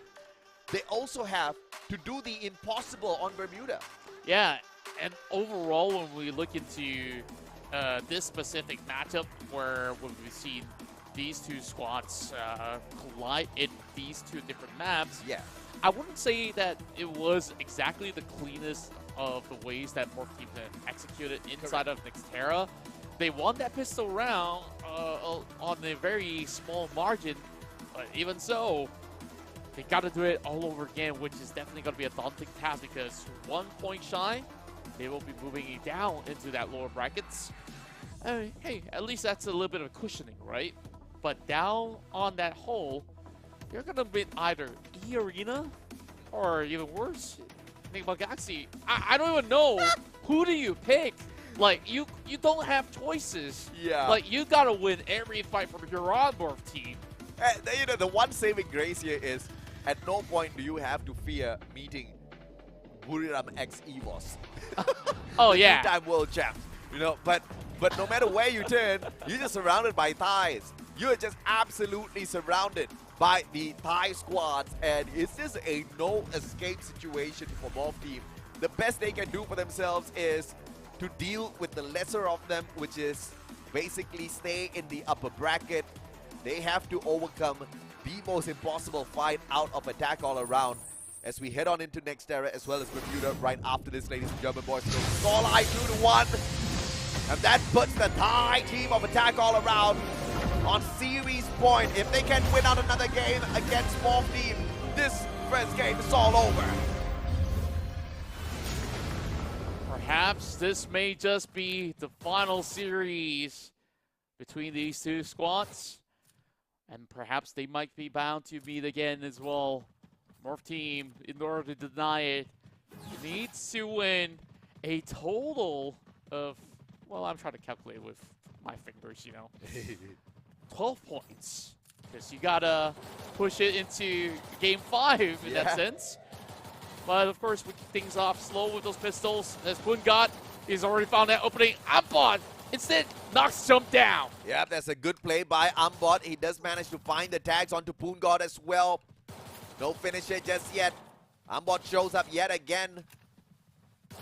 Poongod finds a recovery. Ambot, what a play! Flies into the air. Koja hits a double as Ambot finds the initial tags. And this time, it's Morph Team running circles around, Attack All Around. And that's what you want for the Indonesians, so that they win out the pistol round and find those resources first. Wow, that has been the cleanest one out of Morph so far. I'm absolutely impressed because the moment that they control of the upper grounds inside of the hallways, it's just hard for the rest of AAA to even react into cracking those defenses. We did see Pungat did try to go in for those numbers. And once again, does this scene remind you of anything? The Travelator. Oh, Morph's got to be careful about that again. Yeah, man. I think Attack All Around is just waiting to get to that first floor. But first, they got to fight this off on the second one. Let's see if or not this force buy out of Koja is going to serve him well at all. He does not get a single armor for himself, which means a good headshot out of the double revolvers from the side of Attack All Around can put him instantly down on the ground. Morph Team taking a huge risk. And instead, Ma'al goes for the power foul. Koja is going to try to find the tags from across the battlefield as well. This compound not very huge to play around with. Not going to be able to actually have much space later on. It's about to actually shrink right in. I guess the major difference here is that Ma'al actually comes in with heavy purchases alongside with Koja. So you can definitely see why AAA is going to be looking for those one-tap opportunities. Maybe from there, All might actually break loose. The trades coming out, and Ma'al does find Pungat. Ma'al makes his purchase worth every single cent. Jump trying his best to survive. Ambot turns his back, turns around in the nick of time. Jump pulls out a good blue wall. Ambot not going to get to him just yet, and the Travelator is going to make sure he is slowed down. And it's a perfect trick by Jump. Koja finds Garoro in the meantime. Jump goes down, and Morph Team up 2-0. I'm baffled again. Everybody got struck down at the very same time, but look at how composed they are when it comes down to close quarter combat this time around. Yeah. Morph team, they just basically waited for that right moment, and they know they already got that upper hand in terms of positioning, in terms of weaponry.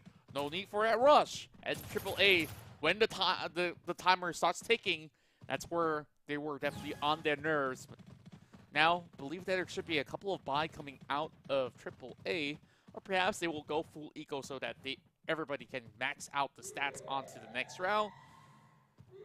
Looking at the situation, it's almost a full safe, I would say.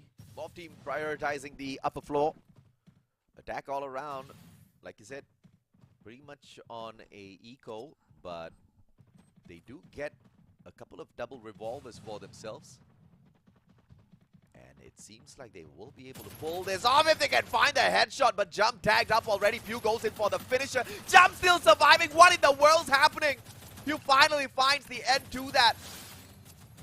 He's just like a snake. He just squeezes to every corner crack. And Pew, he walks into two members of the side of the AAA squad. And now Koja has got to watch his back.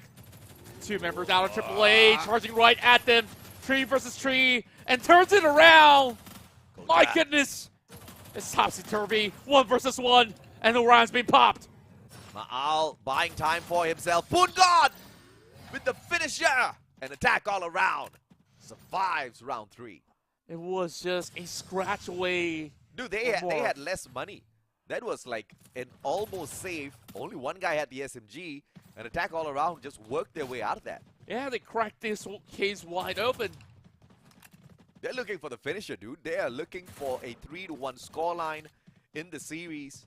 And Morph team, they might start sweating if they lose another round. Yeah, I hope it doesn't feel like a bucket right now. That was probably a towel at the very least. Yeah.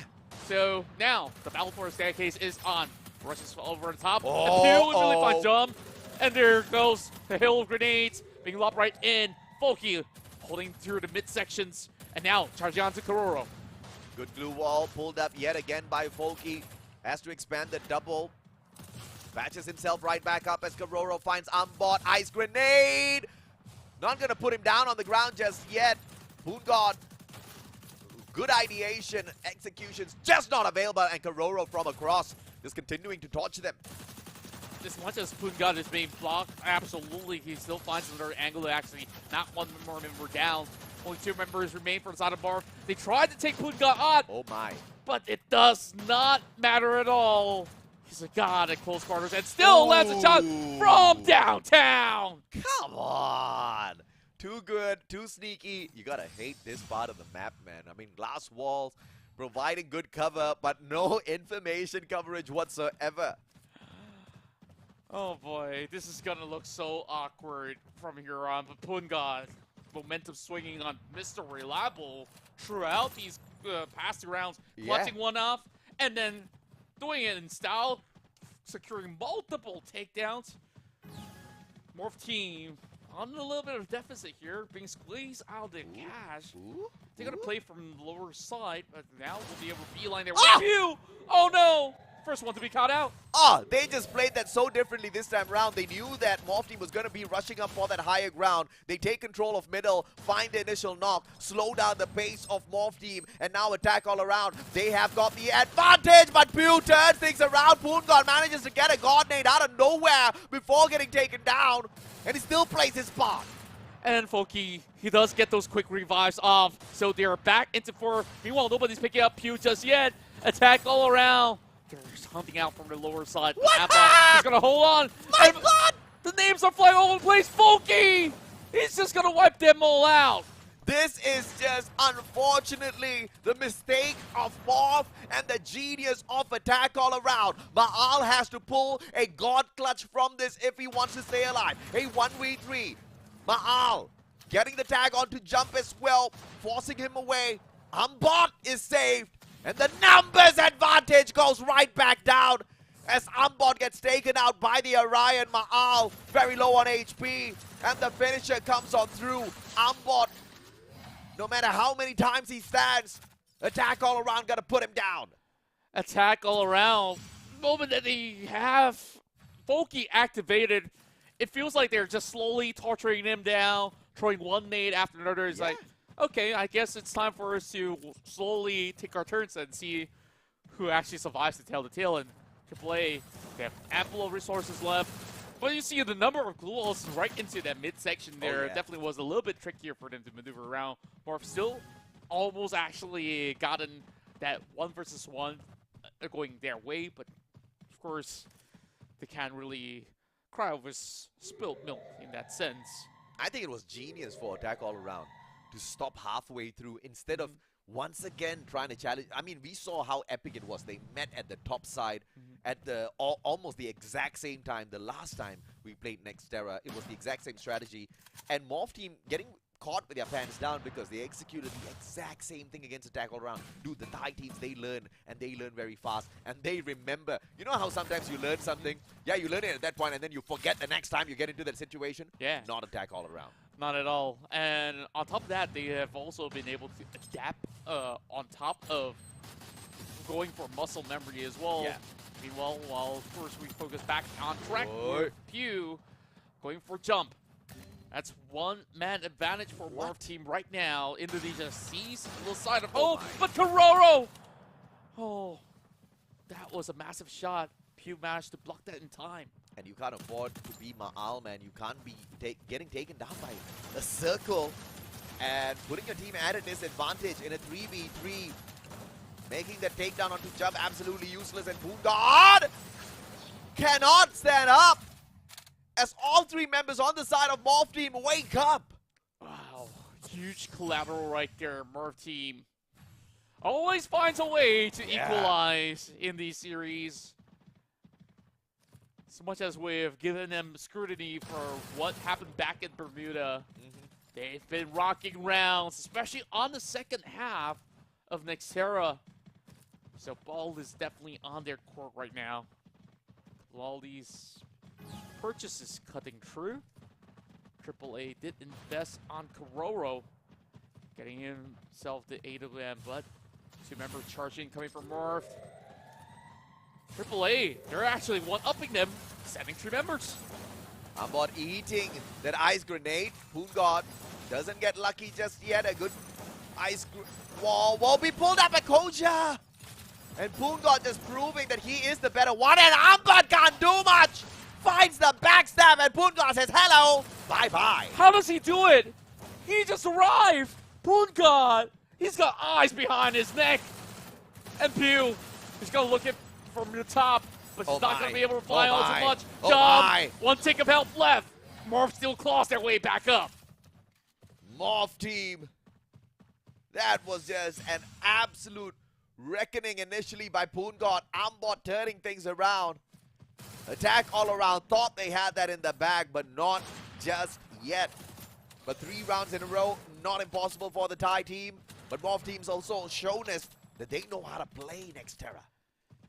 And on top of that, how well they play these close quarter combat definitely beats me out of my mind. Because Boongard was already insane enough. Yeah. And yet he didn't survive to tell the tale. Morph team, they stacked up, and they're going to go with the same idea again. AAA, they're going to swap that spot. There's going to be seeing who's going to tire out first. Well, this Cypher is moving across. It didn't seem like either side will be able to get that access into the middle ground. Those snipers online. Kororo, Mal. Right now, both sides only hitting 2 so far. Relying on Boongard as well as Koja from each respective team to get those frags back. It's all about the game of information. At this point, it could help Attack All Around a lot, but, you know, they just didn't go for a active skill setup or even a passive that gives them that bit of information. Not even a Dreki being brought in, which is insane if you ask me. Yeah. They could have at least had one guy run the Dreki. Like, last week we see a bunch of Drekis being utilized. Oh, Jump does have it this time around, though. Yeah. It's just that we don't really see that being utilized all too often. Not really sure whether they're waiting for final few moments to clutch it, but Jump, he's in a predicament where he has to bring 2 glue walls for defense. It is going to be Boongard that shows up on that final second. M1887 just needs one good shot. Spots Pew, doesn't have the timely attack at all. Turns around. Pew gets away in the nick of time. Good trade back on that fire. Pew almost surviving this, but Foki shows up. Pew goes down. Ambo trades out Poongod. Poongod standing right back up, but gets taken right back down, and that's all it for attack all around. No chance being given that this is where Morph says, you're looking for series point, we're going to make you work hard enough, as they will reach match point to make it 5 points to close our very first best of 5. Are we gonna get a game number 5? We find out right here, right now. Obviously, out of Morph team, attack all around can delay the fate of their own team perhaps a little bit more in this game, but at the same time earn themselves a quick series win. That definitely is what they've been eyeing for, despite having those hiccups back in the early round. Now back into 100%. Pew tries to dodge the ice grenade. Another one flying his way. He's got to make a run for it. Meanwhile, Poongod getting chipped over on the other corner, and here's the jump shots. What a shot by Pew. And that's instant attack. Foki can't go in for that backup at all. Poongod does manage to get picked up and instantly down back on the ground. Foki trying his best to run away, and the gravity does not help him out in the best of ways whatsoever. Kororo final player, this has to be it. Morph team survives. Morph team gets us back into Bermuda, but the problem is, can they survive Bermuda? Definitely have to tell, but Kororo, he finds a little bit more of that opening. Oi, oi. And maybe can make this one work, but the revives were way too quick. So he will definitely have to land perhaps 3 headshots to get there. He might. Oh, working on it. Pulled out in the great timing. And, you know, unfortunately, if you're a sniper in this map, in this particular compound, Graph Labs, means absolutely nothing, because now all the shotgunners need to do is just jump over your head and take a shot. You can't hide behind a glue wall. Yeah, it's so difficult. I mean, he's holding on to AWM from the past round. Yeah. And I guess he had to make do, and he was confident enough to get some damage done. But Nox, while everybody's flying all across the map, absolutely difficult. But Morph team, they bounce back, and they bounce back strong. Now we're going in for that full series. And now, all of a sudden, it's basically best of 1 between either squads. It's sudden death, baby. Attack all around. Could not finish off Morph team as quickly as they initially wanted to. But this does not look like it's on the side of Indonesia at all. Morph team has shown time and time again that they have struggled on Bermuda against Attack All Around. And Attack All Around have shown that they are absolutely flawless on the map. So it's all going to come down to an advantage to the side of the Thai team of Attack All Around.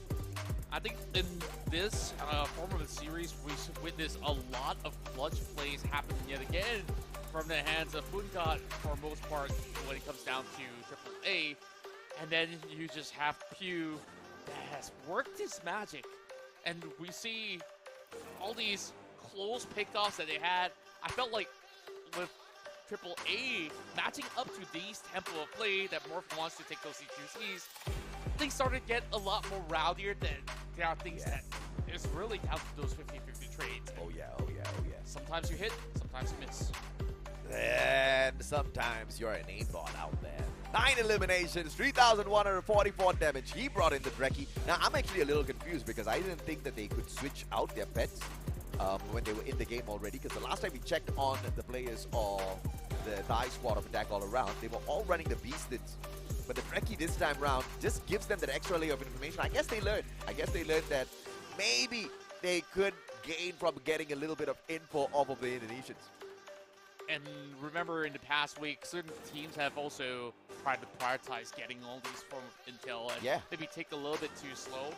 We're literally seeing the best of both worlds being offered, where you're hard on the attack and you have super snappy, precise decision making that's been able to find success for Morph. And one of that player that have always directed the scene is definitely Ambot. Yeah. And Ambot was pretty much keeping the pace up alongside Poongod earlier on, right? We saw how Poongod quickly went in, got those 2 knockdowns, and Ambol was the guy that kind of saved the day. He just appeared out of nowhere. That shotgun, the double barrel, was pretty much the lifesaver of the team. He turned that situation around. Initially, they were down by 2 players, and he took out 3 players back to get back, put, you know, the team of Attack All Around pretty much on the back foot, and made them just nerfed in the map of Nexterra, but the emphasis on Nexterra. When we go back to Bermuda, this is where, I mean, they've not won a single round against Attack All Around at Bermuda. That's why I'm really curious, like, is this pre-planned, or did they not prep at all, or it's over-preparation of Attack All Around that they now know everything, so it's either one, members of Morph Team really got to readjust on the fly. Correct, yeah. Because they got to break that cycle, because that's not working at all. 2, maybe this is where they unveil that secret weapon, and out of nowhere, it's like, I know your tricks right now, and we're gonna snap back at you with a very convincing reverse sweep. Look, it's a fact that you just can't take down these Thai teams straightforward. You need to have some sort of cheese strat. So I'm with you, Contra. I'm totally with you that it could just be the biggest fake of Blue all cheese. time. The biggest fake of all time for Morph Team, just to make Attack All Around think that they really are nothing on Bermuda, and then boom! Final game, they get it, and they move on into the upper bracket. Nothing more I would love than a unexpected twist like that. But let's be realistic. How crazy is it gonna be that Attack All Around didn't even manage to sneak a single round away? Man, I would basically go for a haircut immediately and leave the studio if that happens. You know, don't take my word for it, because it might just be the case. Attack All Around and Morph Team fighting for that one final point. Survivors, we gotta go for this. Morph Team fighting for their first point on Bermuda. They gotta go for it. Oh man, gotta cry. It's been a little. We just started the day and I'm all over the place, because this matchup is what we are all in for. Oh yeah, oh yeah. And you know, this is the opportunity for Morph Team to prove not just the fact that they can do it on Bermuda, that they can overcome Attack All Around. Indonesia is just gonna go crazy if Morph pulls this off. Considered as the dark horses amongst the rest. And they're here to run the full race, despite having slower gallops on the initial flag up. This is where we'll definitely have to check out on those pistol rounds. Will they find that advantage, which, for most part, Attack All Around has managed to win every single trade, and Poongod gets it! Rah! Gets taken out by a skill. Good pop by Ma'al. Finds jump as well. That's 2 for 1 thus far. Ma'al on the ground. Goja finds Smokey. Kororo, the final player. Trades out Pew. Buys himself more time. Ma'al's gonna get picked up. The game of numbers still on the side of Morph. It's slowly faltering right now for AAA. Kororo, how much damage can he do with that Soul Pistol in hand? He's just going to play the waiting game right now. Going to find a little bit more room to regenerate back to 100%. Morph can basically take it as long as they want. Kororo's got to make the next move. He pops the Orion to reposition, and I think that was a terrible idea. So he can't use it in a pinch after this. Goja waiting for the timing. Kororo doesn't make a mistake of standing by the window. Goja circles around. Kororo shows up, and that's going to be an instant finisher. He gets circled instantly. And this is that very first point that they've managed to get in Bermuda. That's crazy, bro. And it's a pistol round. It's a pistol round. They're changing their fate all in this final game. Morph Team doing It a was double first. Yeah. It's a double fake. I can't believe my eyes. Oh my lord. I mean, all along. That would be an epic end to this series, man. If Morph Team just manages to pull this off. Well, they gotta make it dramatic just for everybody, huh? I mean, you want to get there, but like I said, you want to attack all around. You want to take down a Thai team in this competition. You gotta pull out some cheese strats, man. I like this. And this time, they're definitely coming with some pretty huge cheese going on. with full flush, 4 members charging at them. Pew getting a little overexcited. It's gonna get tagged up. And both players, oh my god, Poon got down by his kill. Initial shots, and then I believe it was Ma'al that pulled out the Orion. Orion sucked away the remaining health. And it's gonna be Koja that shows up. Foki goes down. Kororo for the save, and he just can't find an angle alongside Poon God. Great double tag team action coming in from Pew. And Pugad got to watch his back. Kororo once more. 2-0! Oh my word. 2-0 Team Ace for Morph Team. Are they really doing this? The reversal. It could be the case. The biggest fake in the history of C Cup. We haven't been around that long. In the history of C Cup. Has a nice ring to it. That's all that matters. But keep in mind, though, round 4 is where we'll definitely see that full-blown action coming out of AAA. Oh, yeah. But they did manage to get some purchase going on. Kororo now on that AWM. Let's go, baby. Kororo out in the open. Maybe a glue wall to slow down the pace, and Koja goes down. That's why Kororo stepped it up. Goes in for the finisher. Nobody's going to back him up just yet, and an instant pickup. Ma'al's going to run across the field to distract them, and finds Foki! Ma'al, you monster! As much as they did their hopes here, a lot of all these damage being done, only 2 has been knocked so far, but things are looking more dire as Morph. They're stranded in the open. Ambot, he's being revealed of his location. Poon God, he's just got to wait right now. They know he's just by the corner window. Some of all these deflates have already been utilized. Kororo's just going to be hugging around the corner, knowing that they don't really have to push. No grenades to pick up, and they'll have to do it with their guns. Ice grenade can force a reposition, but that's just going to tickle Morph Team. From up on top, a good glue wall from attack all around to block out that window. So no extra bit of information from that second floor out of Morph Team, and they sent in a grenade from across the other. Very, very cheeky moves, and we know that they were trying to play this cool jump. Still gets all the numbers back this time around. Yep, weapon diff, no biggie. I mean, clinical finish from attack all around, because they just pretty much trapped Morph Team into that one small house, blocked off one window, flushed them out the other. I mean, pretty much forcing Morph Team to the other window and then sending in an ice grenade to knock out their health. At the same time, executing a rush from their lower stairs up onto their higher ground. Morph Team just did not see that coming. What a pretty much executional finish.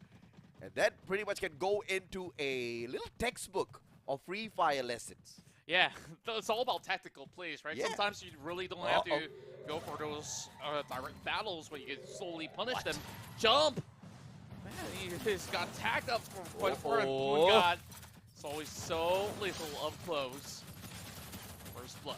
Yeah. You gotta hate that, man. It was the initial tag by Morph Team, and then attack all around pretty much changed the story of round 4 and finds that equalizer. They are not allowing Morph Team to run away anywhere. I just love the gear shift coming from AAA. The immediate strikes, they're really not giving much of that spacing over on side of Morph Team. Yeah. But now, playing inside a factory, there's ample of spacing. Perhaps this might just be that round that Morph could still be able to stabilize. Though they don't really have the best of weapons to go up against what AAA currently has. So I guess midsection flex is going to be looking pretty decent, but when it's coming down to long range, I think Kororo has been sharp as ever throughout the course of these past 2 rounds. Yeah. And sharpness going to keep him in front. They are instantly trying to put him on the ground. No sharpness for you this time. Few with the double revolver, finding that finisher. Jump from up top, gonna tag up Koja quickly. It's gonna be the glue wall that saves his life for a tad bit, and the trade coming back towards Jump. Kororo out of the equation means Morph Team stands a good chance. I must have actually jinxed him, and I guess the only way out is to actually throw a grenade, and you don't really have to land those bullets, but man, he was out in the open as well. Yeah. That is one huge target that Morph Team have now removed. Now 3 more to go. Very much doable. Mao. Gotta find something here. Pew with a fantastic backstab, but he will get put onto that ground. Jump. Jumps down literally. Ice grenade gonna force his opponent out of the position, and the Tatsuya pump out of jump helps him quickly reposition. In the meantime, Poongod takes the distraction, puts Koja down onto the ground, finds another for himself. Instant finisher. Ambot is just a little slow to the party. Finds one, but Poongod just does it all over again. Rinse and repeat. Orion pop this time round out of Ma'al. But how long can you survive? Long enough for Jump to find the final shot. Well, it was close enough, but I guess overall with AAA already taking majority of that section of the warehouse, it is a tad difficult for Morph team to be able to run directly in the open. Yeah. And it was just met with layers and layers of walls, and you're needing to deal with Poongod? Uh-huh. No chance. And there's 3 rounds in a row for attack all around, and now they got money. 2 more. Perhaps this may just be what attack all around could find if they can find this initiation onto Pew to deny all these pressure. And he does find him though. Poongod charging right in. Poongod charging right in, shows up first, turns around with a beautiful 180, gets the shots connected, forces Ambot to find a place to recover himself. Poongod doing all this on his own. Ice grenade forces 2 players to scramble apart, splitting the forces down into half as well. Poongod goes to back up Foki. Jump catching up with them. Koja forcing his way in, looking for an angle, finds none. Just love the utility usage from both ends. The UAV is going to be giving them a little bit of a hunch of how to play out the final few moments. The Morph team, they're stacking directly into the middle. They got to be careful because it's a wraparound coming from AAA. Let's see if they can wrap them up like a little Christmas present and send them away. Karoro, Foki, both finding 1 each for themselves. Pew holding on for his dear life. Jump, managing to get away and goes in for the finisher onto Pew. Such an aggressive play by Jump. He's low on HP. He doesn't care. Finds Koja as well. Tags him up. Jump with the reload. And Poongod out of nowhere with the final bullet. 4 rounds in a row for attack all around. Attack all around goes to round 7. Smelling victory in the air. Momentum on their side. Morph team. Is there going to be any answers from here on? Ma'al, a couple times being outmatched. And Kogororo has cash to stack up. Double AWM, if you will. But Morph, last time they went across, been able to actually go in for a challenge. It's time. Triple stack. They're looking for Poongod. Yeah, they need Poongod to be taken out of the equation first. This guy's just dealing too much damage too many times. Jump, good glue wall, but traps himself in a tight little corner. Can he get out in the nick of time? Patches himself right back up first. Orion from up top. Ma'al with the CQC. Can he get away? Jump does manage to survive. Ma'al gets away with his life. Pops the Tatsuya. My God, I didn't see Karoro. I didn't see anything. For a moment, we were looking at 1 versus 1, and it just vanished. And here we are. Series point for AAA. Dude, that's 5 rounds in a row. Can they make it 6? Can they make it a reverse sweep on the final round of series number 1 to whoop Morph team down into the lower brackets? It looks like that's exactly what's going to happen. And that's what we want to see as well. Now take a look. Everybody on AAA says, we got rounds to spare. Let's take out all the big guns and throw it right at them. And they're still going to make the run for it. Morph team. 3-1 setup. Huge grenade. Lands onto a couple of members. Ambot's already knocked down. Ow! Smart play by Jump. And an instant finisher as well. Poongod with a good grenade from across. Meets a couple of players, and Jumps is going to find an easy backstab onto Pew. Didn't know where those shots were coming from. And it's going to be Pew once again. Pokey fights Koja. Instant finisher. Ma'al all alone. A 1v3, and he is found. Pops out the Orion, but what can you do, child? What can you do? And they're even bringing out these katanas to play. And that secures it. AAA attack all around of Thailand advances through to the semifinals. Dude, we were talking about how Indonesia is just giving them a little bit before they can take it all back. Attack all around, executing literally that play in the final match of the game. Giving them 2 rounds, making them think, okay, maybe now's the time for Indonesia to rise up. And Thailand just says, nope. Just nope. That's just an easy one-word denial. Nope. Just swat them off clean. And booyah, baby. This one's for Thailand. Attack all around. They were just too good in Bermuda. Just like how you pointed out from all along. And you know what? The first couple of rounds that Borf started to get pistol round started to shock us. Hey, this could be it. Yeah. Second round, nailed it. Yeah. Third round onwards, no show. I mean, okay, no. There was a little bit of fight. They still. showed up. Yeah. But Attack All Around showed up. Right? Yeah. They didn't give them a chance at all. Not at all. And Poon God, that guy is literally a free fire god at this point in time. And how old is he again? 14, 13? I don't care how old he is. Too young, man. He's two Too times young younger than I am. And too good. Too young and too good. Too good. Oh my lord. This guy's definitely earning some big bucks right now. Parents definitely be proud, but it's just perfect team effort as well as precision. I think most of all precision throughout this course of the match because both sides are equally matched tactically. And maybe you could also say that when it comes down to Bermuda, AAA, they're just one step ahead every single step of the way. Oh, yeah. There were moments that it went down to close fights, but it was really down to small nuances of throwing the right grenades and utilizing right skills at the right time. And one specific person that have always popped on the radar, and that is Jump. 7 eliminations through 3,222 damage, 43% headshot with a charge buster. Tatsuya clearly was the secret weapon of Jump. Every single time we saw him get caught in a tight little corner, he made his way out of there. But look at this scoreline, man. A best of 5 used to its maximum potential. All 3 rounds won by Attack All Around came out of Bermuda. The 2 that they lost at Nextera. Could this also be a sign of weakness that the other teams need to look out for, whoever it may be that meets them in the upper bracket? Morph Team, for those of you guys who are supporting the sole representatives of Indonesia, will still have a lifeline run through the low bracket. Yep. But that will definitely have to wait for now because we're going to be moving over to our upcoming matchup, which will be Nate Magaxi versus E Arena.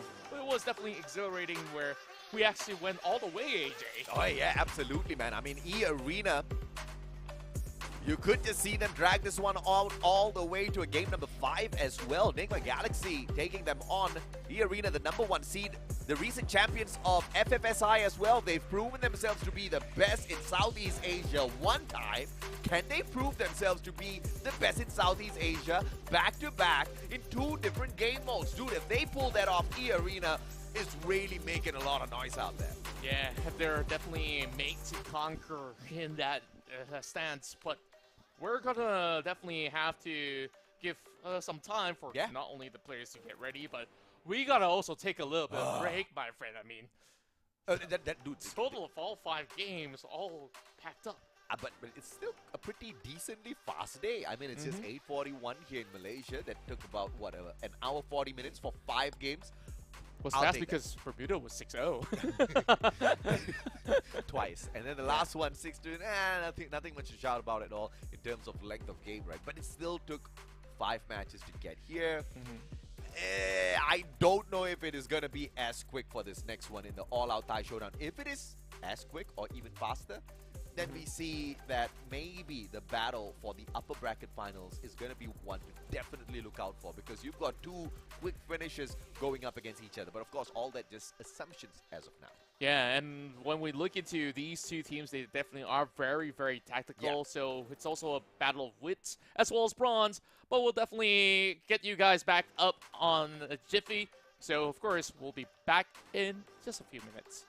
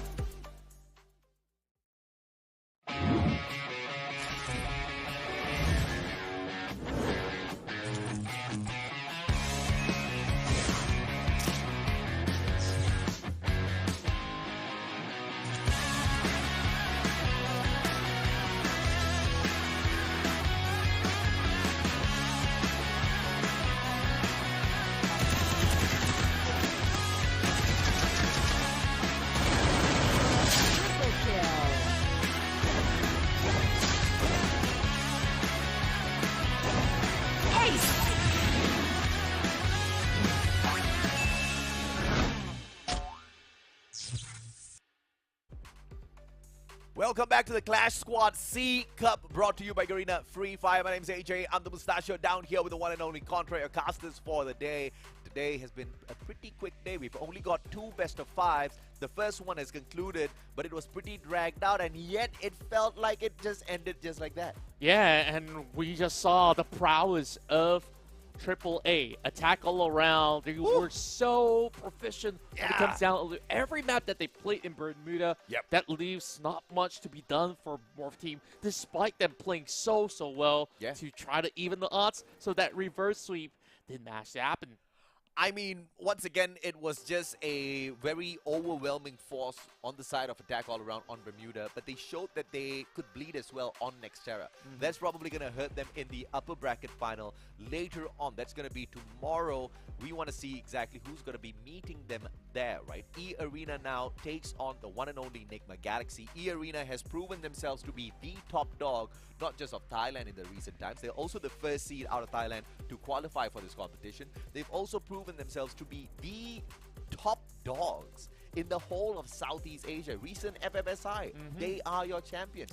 And they pretty much won it on the first day of 3 days grand finals. The first day itself, they were champions. First day, like, this is definitely a feat that is so difficult to be done by any team in competitive Free Fire. So now that we're going to see these two Thai teams compete yet again, of course, this is a civil rivalry that has been much awaited for their hometown crowd. But when we do take a look at those names, I'm pretty sure that Enigma Galaxy has got a lot here on the line to prove that they still have what it takes to take out one of the titans of their own region. Of course, this is the preview. Match summary is nothing. Nil for now, because we haven't played a single game. But it's not a must-play all 5 maps. It is a best of 5. So this could just end quickly with a 3-0. Could end with a 3-1. E-Arena could make it a very quick day. Enigma Galaxy could shock us all. Either way, we've got 5 games to call it down the wire, and look at how equal we're starting things off. 100 eliminations each for both sides, 9,699 damage coming through versus 10,600. That's not too far apart as well. I was basically saying AAA as well as Morph Team looking to be twin brothers. These are Siamese twins, in fact. Maybe one brother was out of the womb a little bit early on, with maybe higher damage to be done from E-Arena, as well as higher percentage coming from the headshot ratios. So, man, on a good day, Enigma Galaxy really does match up to that number. But of all the names out there, there's one name that has been revered by many, and that's due of NGX, because he's got numbers to prove. Oh yeah, man, he's got numbers for days. 33 eliminations thus far. Up against Funa, who is more of a balanced backup player at times. You can see that with the 3 rescues that he's had thus far, always prioritizing and saving the rest of his team members. But if you want to look at headshots, if you want to look at who's outputting the damage, the shots that really do count out there on the battlefield, it is Funa once again. 38% headshot rate versus New of that 18%. Knockdowns on the side of New obviously going to be overwhelmingly high as usual. And when we look back into their own respective matchups, perhaps it wasn't all too easy of a journey for Enigma Galaxy to get to where they would be. But E-Arena, they made it look like it was a walk in the park when we were taking on Expand. And that's where these numbers look even more ridiculous when you're going up against, you know, a team of Expand that loves to play close quarter, and yet they're getting like headshots and headshots and headshots for days. This is where, when these two teams collide, I believe this to be perhaps a little bit more tactical as compared to what we saw earlier on. So now we go into their composition. So when it comes down to all these selections, what catches your eye, AJ? Well, J-Beams being run by Fugod gives him that extra bit of armor. That most definitely stands out to me. And Thiva being run by Caramel. Thiva, once again, 30% extra rate of pickup. And when you do pick up a member, when Caramel goes in for the save, that player instantly, not instantly, over 5 seconds recovers 50 HP. And that is huge. It gives you that extra sustainability. The instant ice grenade that comes through is not going to knock you out if Caramel is there for the save. But then again, that's going to be a question as to how the setup is going to be like from the side of Nigma Galaxy to make sure Caramel is in full functional play. On the other side, if you see E Arena, they are running the 4 Andrews. Everybody's got the defensive buff.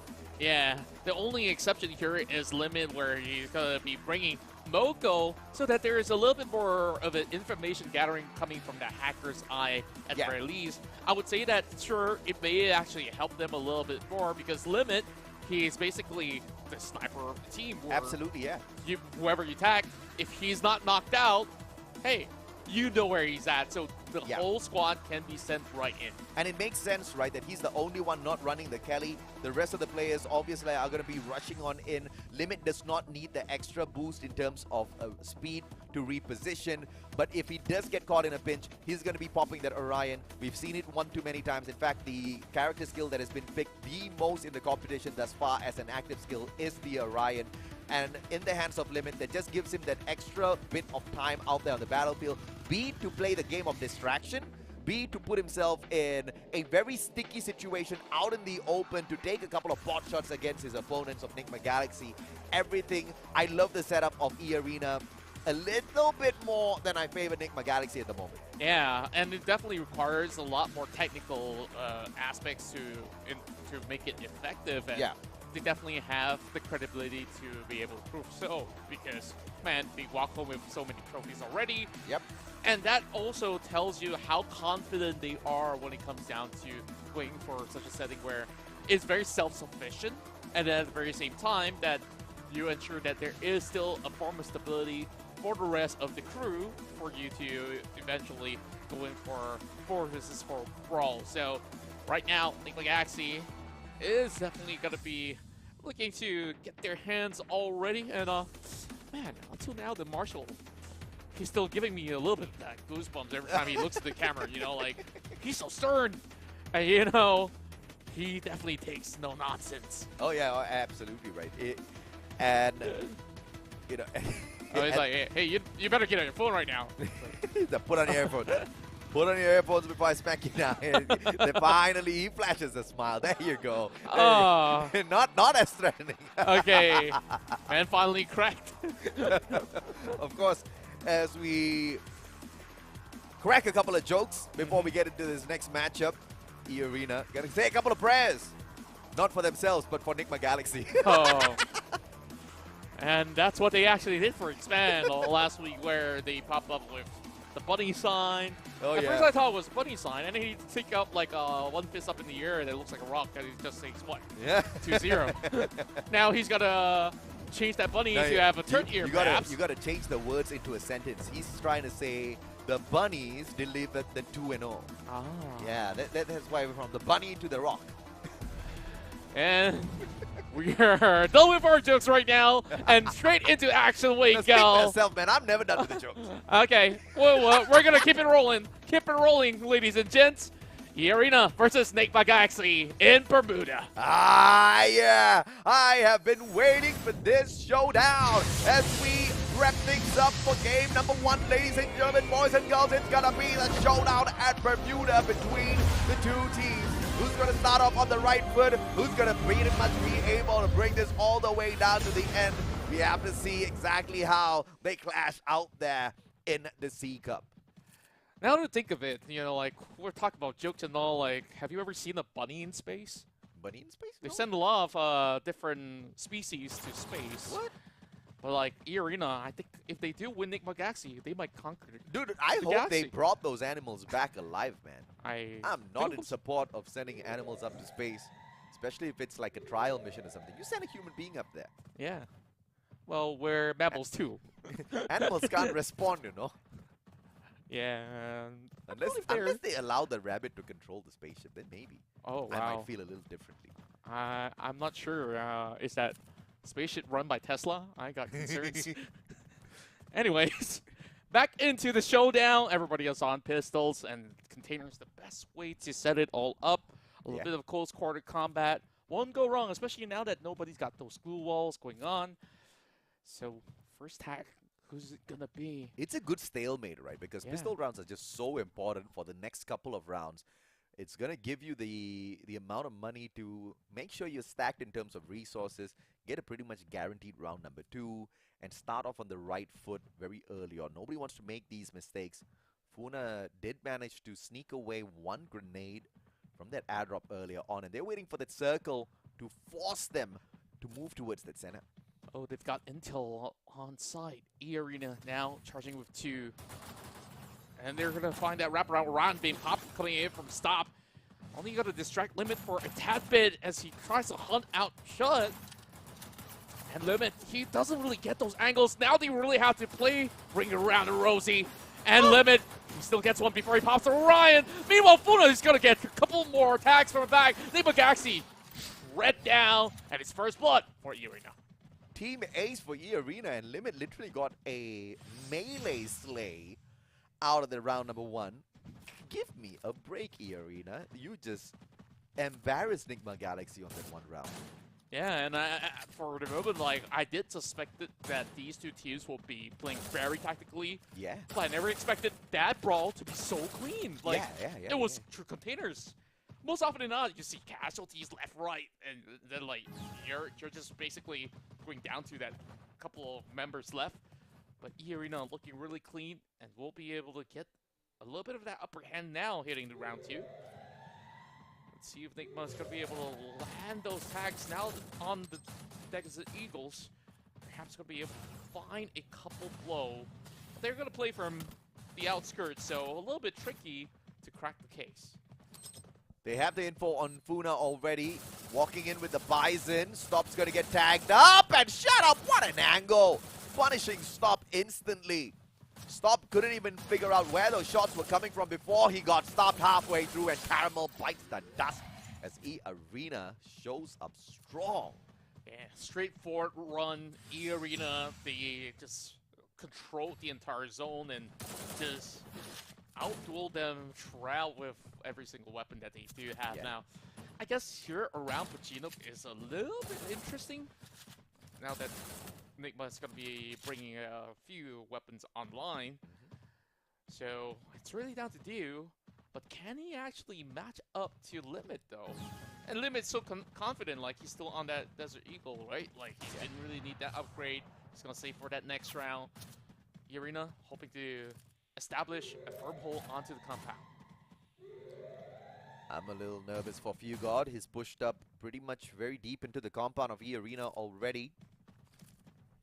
And this is what he was looking for. And he is able to pull a quick steal off here. And a double ice grenade will force him just behind this compound. Right down the middle. Very smart play in terms of E-Arena kind of trying to zone out the opponent's Funa. Keeping a good line at the back, just to see if or not he can surprise the rest of the players from the side of Nigma Galaxy on the left. They're going to be bringing these snipers into the corners, and Limit understands the angles that they're hunting on. They'll be forcing Dew to step away. Meanwhile, one standing into the direct open. Once that glue wall subsides, Carol's not going to be able to get much protection, so E-Arena is definitely putting a little bit more pressure. A lot of patience being shown here from E-Arena. They want to get that guaranteed spot, the guaranteed positioning of the players from the side of Nigma Galaxy before they go in for a mad rush. Circle starting to close on in now. 5 seconds for it to complete. Funa's going to get spotted out. Dew, what a connection! Oh. No finisher just yet, Dew. Dissipating the second player as well, but doesn't find a shot just yet. Funa recovers. And a safe zone will force everybody now to panic. Limit just shows himself for a split second. Dew did not really land that blow. The problem is when you're bringing that op into the compounds, you're not going to find anything. The Limit with the Desert Eagle, he finds them all. And E-Arena, they took it to the streets and they still got it. I mean, just when you expected E-Arena to be at a disadvantage because the circle moved away from their compound, they needed to hop on out. They were pretty much sitting ducks, forced to cross the road. But they shot as they crossed. Yeah, and it was so scary, right? And they assess that situation. They understand the priority target right there was Dew. Yeah. Because that was the only guy that could zoom right through those windows to stop them. And the moment that he could not land those blows, they breached right through and just by that split moment, Irina burst right through and found those targets. At this time around, things are definitely going to be a little bit more different, as they will definitely have to take some territory over on the high grounds, and Funa is the first one to get the dibs. Funa, extra bit of information, sees Fugard, takes a pot shot. Argus tagged up at the very same time as well. Limit is going to back Funa up. That one good grenade out of Shut Up finds Fugard. And Dew circles on around. Can he catch them with a good backstab? Limit, on the other hand, going to try to reposition. Stops right by! Double Orion being popped up. Who's going to get it, though? Oh, he doesn't have bullets to work with. Cool, now up. And he's going to turn around. And Limit is on his absolute limit. The quick scope just does not come through for him. And the Bison saves the life of Stop. So 4v3, players from the side of E-Arena being forced to recover. And nobody's getting dropped just yet. Caramel walks away with his life even after getting sniped from the back. So well calculated by the rest of Enigma Galaxy. They managed to even get the revives right through. Caramel now slowly charging back up. Once he is at 100%, they could definitely take them on. Stop! From the top. He's going to be able to find Orcus now. Only 2 members remains. Shut up. Just cuts around these containers, hoping to survive. Orcus is already down. As they spot a few members of Enigma Galaxy chasing over on his back. He's just trying to find a way to climb up and deal with Stop first. Smart play out of Stop because he does not rush on in before his team member gets picked up. He plays the timing really well, and he tries to wrap around as well. Good thinking, but 1v4, he was never at an advantage at any point of time. And a round pulled back by Enigma Galaxy doesn't mean much, but it's the start of something. Yeah, and that was also pretty crucial for their economy at the very same time. Now everybody gets to afford one sniper apiece, but Fugard says, man, I like to play across the enemy line, so I definitely want to stick to anything that allows me to spray and pray, especially on this map itself. Snipers are definitely a huge commodity. Speaking of which, Stop already down and out. I believe that was Limit. And yeah, who else but Limit? Dew now gonna get tagged up as well, but no finisher on to Stop. He gets picked right back up. Funa goes down. Fugard shows up.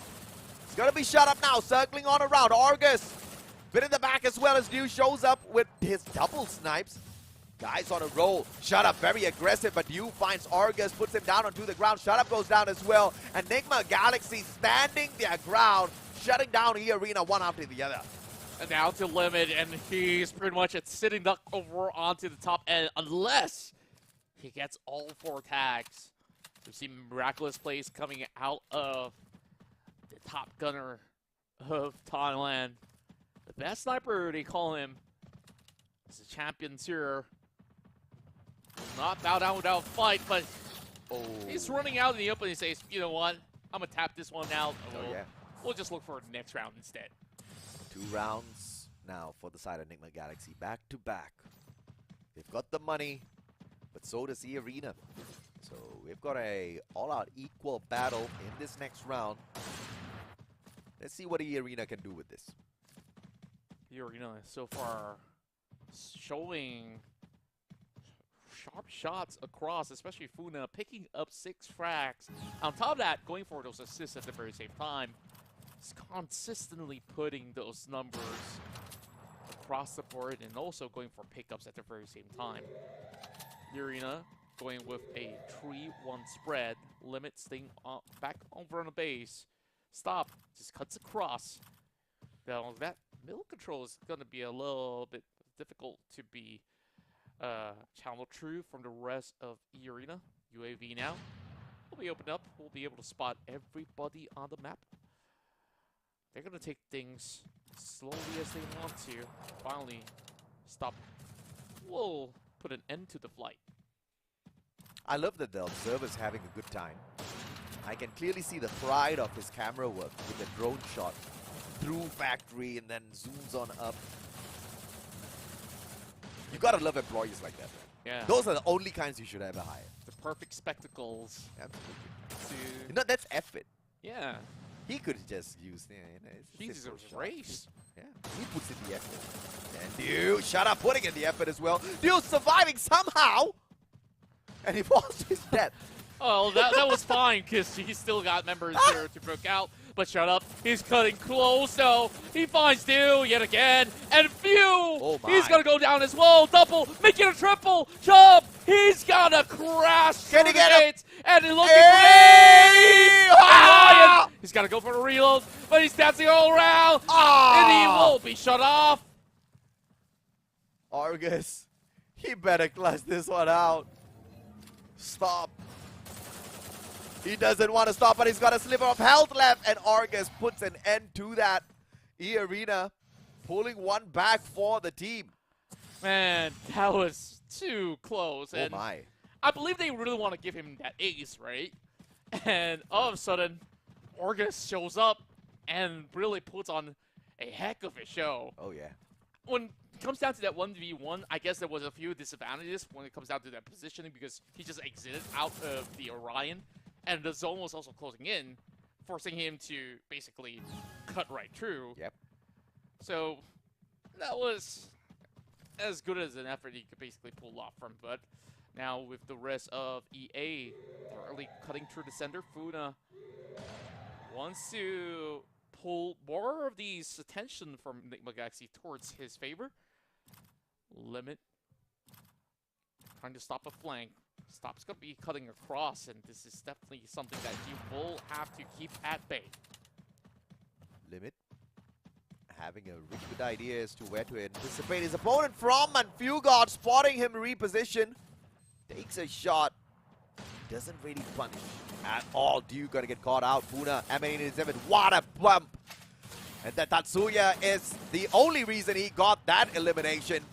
Fugard now coming in to see if or not he can find that trade, but Argus layers it up. Fugard still does manage to find Funa. And Argus doesn't go in for the save just yet. Fugard's just keeping the pace up and gets straightened out by Argus. A little overconfident, but he had to pull his shot there. Man, moves after moves. E-Arena just having flexibility, and here comes Shut Up, and he will close it up against Enigma Galaxy. Won't be able to deal to both members, so it's down to Argus here to find a little bit more of that crack. Now with the help of Funa, this is absolutely doable.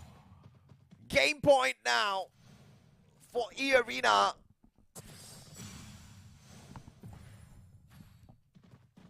Let's see if or not they can get out of this one.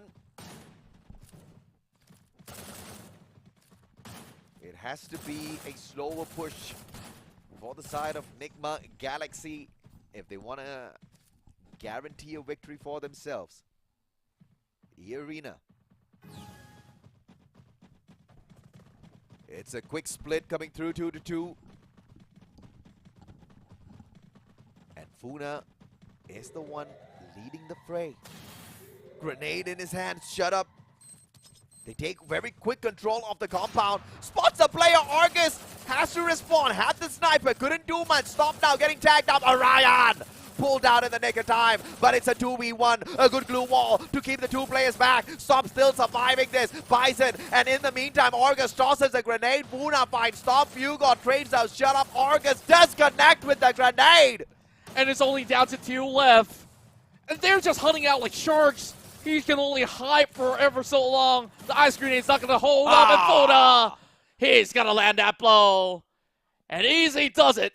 E-Arena, first booyah of the series. Wowee.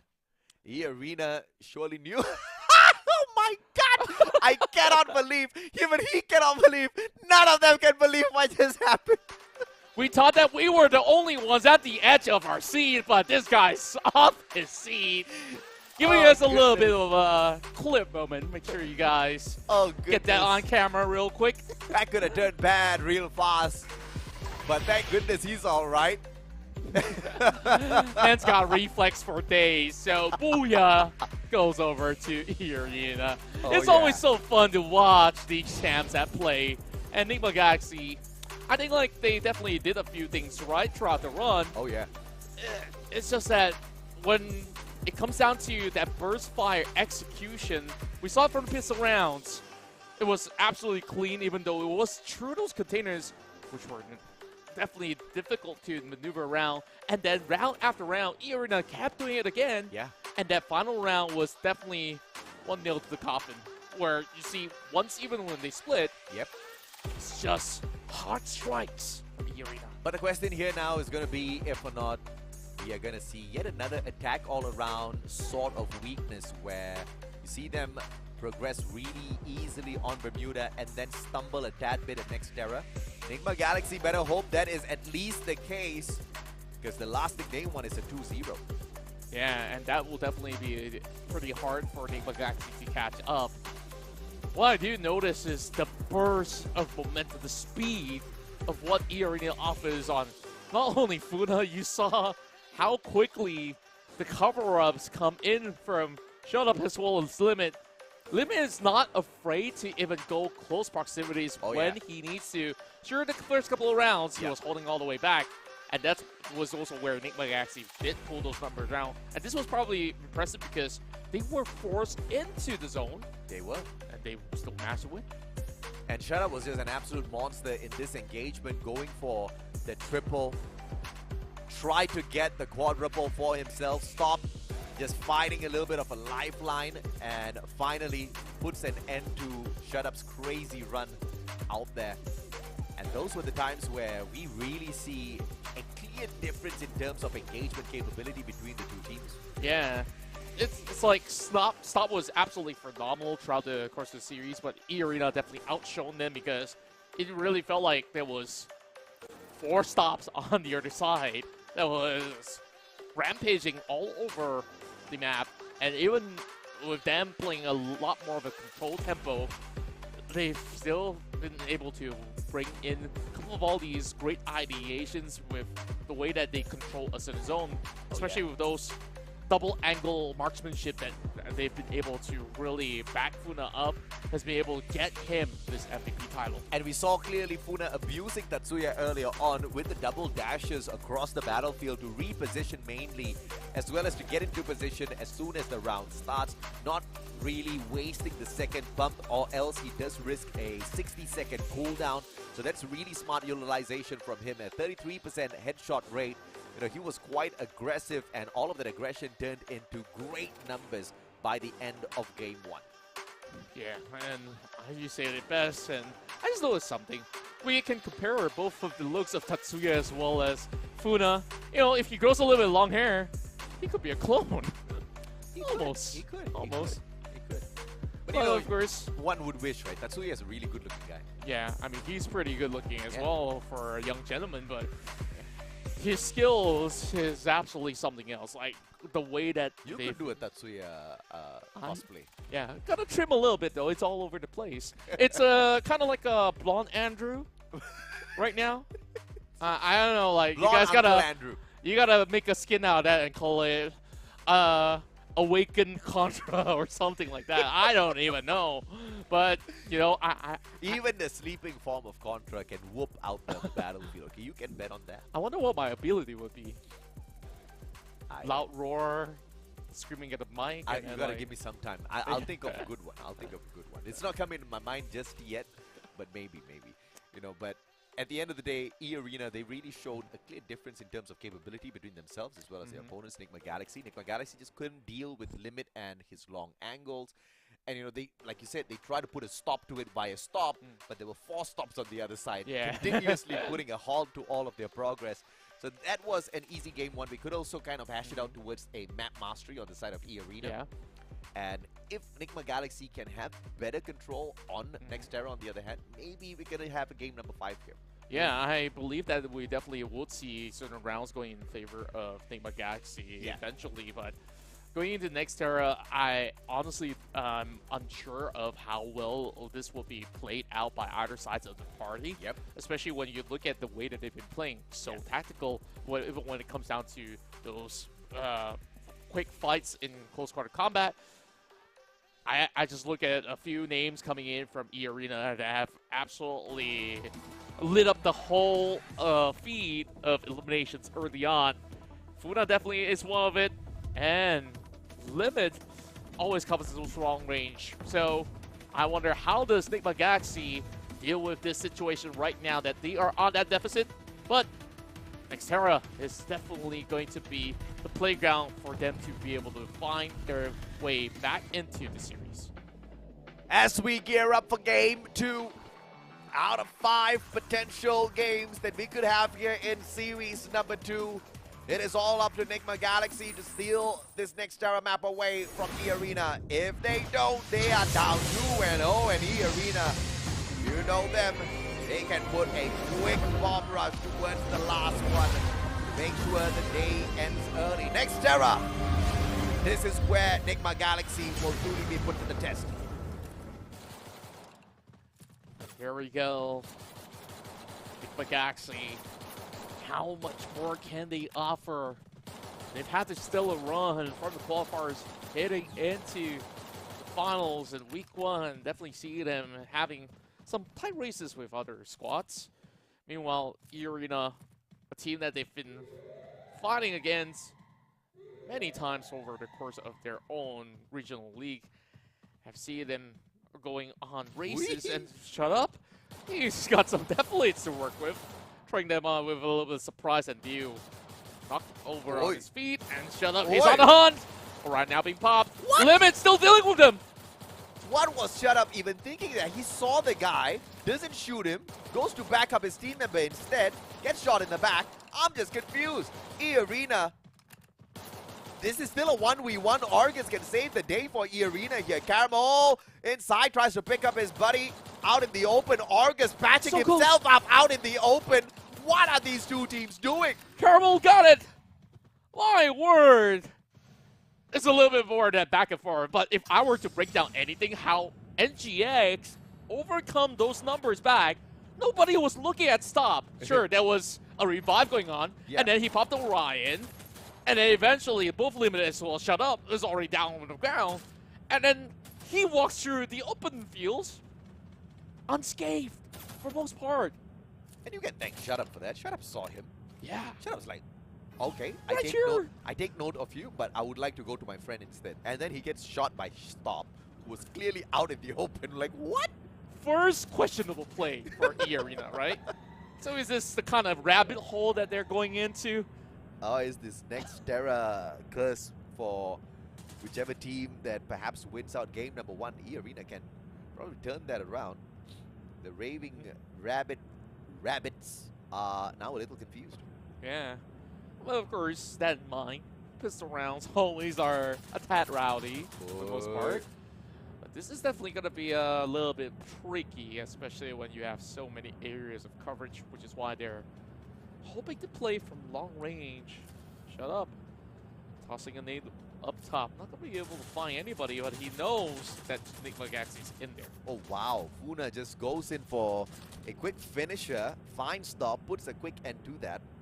Limit should have been punished earlier on. He is on the Travelator up top. Funa circles, finds. And it's a 3v1. Caramel getting caught out in the open. And Fugon's just no good at all. And Dew, the final player, what can he do? I guess he's just going to take a little bit of a seesaw swing upstairs. Just playing for time. Dew still gets one knock, but how long can he basically buy? The damage is good enough. And Lorg is going to find that final blow to get 1 point in for E-Arena. E-Arena right back in it, showing that they bounce as quickly as they fall, but can they continue to bounce all the way up to the top? Nigma Galaxy. That was a surprising first round, but yeah, you gotta kind of give it off to the fact that it was a pistol round, so they were just kind of fooling around with each other. Yeah, and then on second round, you see them easily going for those forced buy as well. And E-Arena of all teams, you know they are confident enough to get those fights going. And I think like things are definitely set on towards a neutral ground right now. I think like actually they did not get their footing immediately over the top. Therefore, they're holding back slightly somewhere in the midst of these buildings, but the glue wall's already being set up, and here comes Stop. Limit's really low.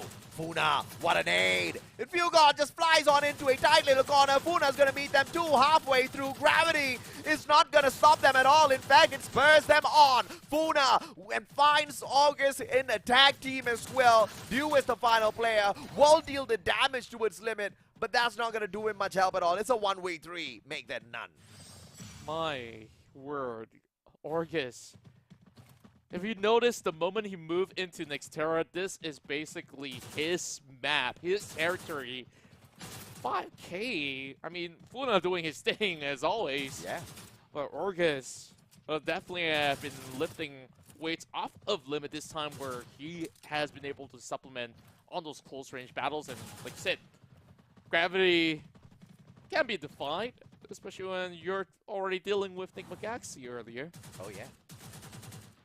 One would expect Enigma Galaxy to be less affected by gravity. Guess like, What's the opposite? I wonder, is it a back hole that they're holding up against where there's no gravity in there? I don't know. I'm not too much of a scientist myself. I just graduated from science school last year. Last year. Sorry, yesterday. So you tell me. That's Anyways. why I'm here casting video games. Yeah. Because I failed science. Perhaps you didn't take astronomy, neither did I. Anyways, I know Jupiter's closer to the sun this time. Oh. I don't know how that's going to help anything. But stop. Oh, what a riot pop. And he's just going to straight up walk towards Funa. Runs away in the naked diamond. Orgus finds Caramel. Aye! And a backstab! Oh my, dude! Just cheekily right through the back. He has so little health left, and Irina somehow worked through the cracks again. Oh. 3 rounds in a row now. That's the 4th round. And now that forces Nate Magaxi to work with, you know, whatever they have. Hey, just looking back in the bank, they still have about 3K. Yeah. Sufficient for something. Yeah. I mean, sufficient for a lot of things. They are not really at a deficit this time round. They still have got enough cash to fully buy their way through, full up on the armor as well. The arena going to be sticking together as Nima Galaxy spreads out thin. Dew holding the back lines. Nobody for him to cover. He can't cover nobody. He's trying to get lucky with that angle. One good ice grenade is going to be released by Limit. And it does force them out of their defense. The stop doesn't get connected just yet. And he runs on out and he finds 2 players at the same time. Funa barricades himself and stops taking cheeky shots and puts Funa down on the ground. He's just going to be absolutely cornered up. Meanwhile, this is the golden opportunity for Nate Magaxi, but they're fumbling it out. It's only down to Deal over the bottom side. Dew got slowly being shredded apart. Dew spotted out already. Orgus, he is looking out for him. And that is all it takes. Still on the Orion, buying as much time as needed. How much more is it left remaining? Dew still finds it point blank with an op. And Limit, he's doing whatever he can. 89 HP. And Dew, full health, lands the blow. A huge clutch from Nigma Galaxy to pull it back. You can bow down to 2 characters. That's the Miguel Orion connection coming through for Dew. Every single time he gets a knock, he gets 200 EP out of Miguel, which means Orion's back in business, baby. Back to back to back. That Orion was popped, and he just kept rinsing and repeating. Dew saving that round for Nigma Galaxy. And he came from the low ground, going for resets after resets. That point blank shot was absolutely crispy. Now, things are going to be very different when we bring a couple of nades in play. Limit already being chipped off for a little bit. Meanwhile, Dew needing to also handle pressure from the other side. Limit clips onto Stop, but Caramel's going to find 1-2. Knocking down Funa. Party target, but they're hugging by the walls. Limit's down. And Shut Up as the final player. 1v4. What can he do? Doesn't have a great gun in his hands at all. And from across the battlefield, shots fired. Shut Up. Nobody to save. All alone now. He can't even put an end to Dew. Can he do it? Shut Up now. Really low. Stop. Pot shots from afar. One good grenade can finish Shut Up off. They're definitely going Got to the toss med it kit. right there. And the ice grenade gets it done. Cameron on top of the kick, and there you have it. Nate Magaxi catches back into 3 points apiece, and they do it in convincing fashion as well. Now, to the top we go as they battle through the staircase. Rest is definitely going to be a little bit of a challenge. Both sides needing to take close battles. And Dio's got to find those angles this time. This could be pretty interesting on how this one's going to square off for both sides. Funa immediately soaking in plenty of chip damage. Limit passes by. Really has to find a little bit more of that angle. Another glue wall being popped up as well to hold them all back. While he calls in for the cavalry, more grenades are being sent towards their way. Nipa Galaxy takes control of the center stage. Caramel gonna be teased by an ice grenade, and Argus, good tags. Forces Caramel, and Shut Up gets a God nade out of nowhere. Few God wants to find the finisher. Don't emote, bro. Too early. Yeah, he has a little bit of room right down there, but this is definitely no time to press some extra bullets. Funa trying to actually run for a little bit more of that cover. While Fugod, he's getting flanked from the back. Caramel's going to find that angle with his up. And Shut Up will be able to catch one from the back. He's going to be looking for Dio. And Orgus did manage to hold the progress of Stop coming into close proximities. As the rest of Nigma Galaxy, they're being spread wide apart. Caramel playing from the low ground instead, but Dio, he's gonna bring it up close and still lands the blow with the AWM. Shut Up. We'll be able to shred him down the moment he steps up, but Caramel arrives to the scene. One bullet and install AWM. And Nigma Galaxy's on top. Oh my God, what a close match we've got on our hands here for sure. Caramel in that 1v1 in a desperate finisher. Lucky he managed to stand his ground, or else E-Arena, you know what they can do with a good advantage. They'll run away with it. That's what they intend to do, and this is that perfect time to do so. Once they go back into the Bermuda, it's about figuring things out, but they definitely feel like this is their turf right now to conquer. A little bit more of that split formation coming out of the arena. 3-1. And Few, first one to be knocked out. Shut Up with a good connection, and Dew is just a little bit too far away from the rest of the team members. Needs to catch right back up. That's going to be enough for Nigma Galaxy for a couple of seconds. Stop trying to hold them back. Grenade connects with no one. Caramel in action as well. Dew finally joining the fray. Good glue walls to hold Limit back. Orion has been popped. Dew really low! Oh. And it's just the Orion who sucks away Dew's health.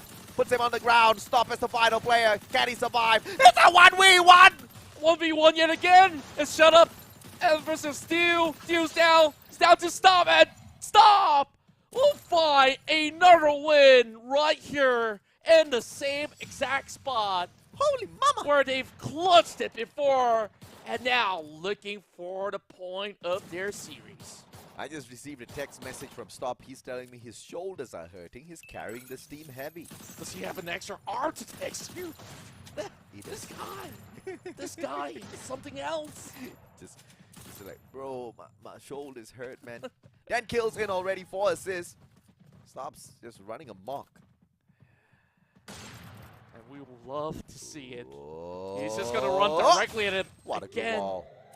But these walls are giving him some trouble running out. Ice Grenade's just gonna hold him into place for the time being while he pulls back to the team. Gets a little bit of covered ground. Orgus now trying to peel right through. Dew forcing to use the Orion already. Oh! And here comes the dodge. Ah! What? Shut up! And He Duda. initiated and he falters. He's looking for the angles. Funa patiently waiting. Finds nothing. Ice grenade response from Dew. Now cooking up that grenade. Tosses it a little bit too far away. Shot out of Funa. One good connection. Tanks the ice grenade towards the other side of the map. Argus goes down as Stop finds him halfway. Stop. My goodness, somebody stop him already.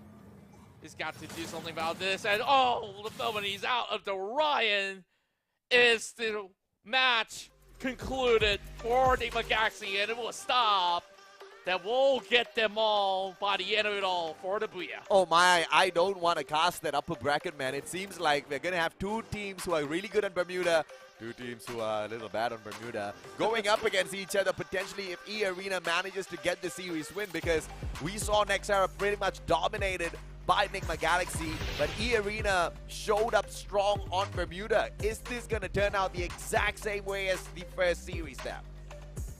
Well, we'll definitely have to find out, because this is just 2 games out of the potential 3 that we will be getting out of E-Arena as well as Enigma Galaxy. And I think that's definitely a very interesting story to tell if it will be a trend heading into the grand finals. Yeah. 6-3 scoreline. We see Enigma Galaxy inching really close into getting themselves up ahead, but it was some of all these clutch factors that members out of Enigma Galaxy have put through, especially with Stop as well as Do, to really hold down the fortress when they needed to. I cannot believe how close this has gotten. Enigma Galaxy really showing them who's boss on Nextera. E-Arena initially kept things all equal, but I tell you, the rise of Stop put a quick stop to E-Arena and their ruckers out there on the battlefield. This was the great save by Caramel, but apart from that, it was just all out Stop. Yeah, we saw E-Arena try to approach things very, very differently when they went guns blazing with 3 members charging right through. Sure did actually get some damage being done, but some of all these angles weren't exactly well covered from the back, so E-Arena kind of was left being exposed into the open space instead of those blue walls, and Enigma Galaxy definitely took every opportunity to strike. Every single one indeed. 12 eliminations through 3,993 damage and a 50% headshot rate out of Stop. I don't know when he whipped out the Groza, but he was unstoppable for sure. Unstoppable. My man could definitely pull more records in these upcoming games, but Enigma Galaxy is going to move back into Bermuda, where they definitely had a very rough time. So I guess that now that they've already have a little bit more of an information of how these playstyles are coming through from E-Arena, perhaps they can adjust to the same level of tempo already. So it's something that Enigma Galaxy could still utilize even despite the changes of the map. So we'll definitely have to give them a little bit of time in order to, you know, get into a strategic plan. So if you were to be on Enigma Galaxy's shoe right now, of course, you'll be feeling ecstatic. Just got off hot from a win. But this is definitely a different ballgame when they do move into Bermuda. So what's the few things that we have to look out for against E-Arena? I think Stop just needs a little bit more of solid backup. You allow him to be the rusher for the squad. He's going to go in there and pretty much get the job done. Don't let Stop get eliminated. That's going to be the secret sauce for the side of Enigma Galaxy. E-Arena, on the other hand, I mean, they've done this once already on Bermuda. It's just a rinse and repeat for them, right? Limit is going to be the front runner. In fact, the front runner by staying at the back with his snipes. And if he's going to be able to pull that off, if Stop is stopped by Limit before he can even close that gap, I think E-Arena stands a good chance of walking away with this again as well. Yeah, I definitely think those points were definitely something that they will definitely need to achieve in order to overcome some of all these hurdles that's being set up by E-Arena, especially when we saw the first round inside of Bermuda. They played a little bit slow, and then the tempo heading into Nextera was so much more faster. I think another point here is that members of the side of Enigma Galaxy, they're very, very comfortable to match up to this form of pace instead of waiting for the rest of E-Arena to rush right through, especially when what we saw early on back in Bermuda.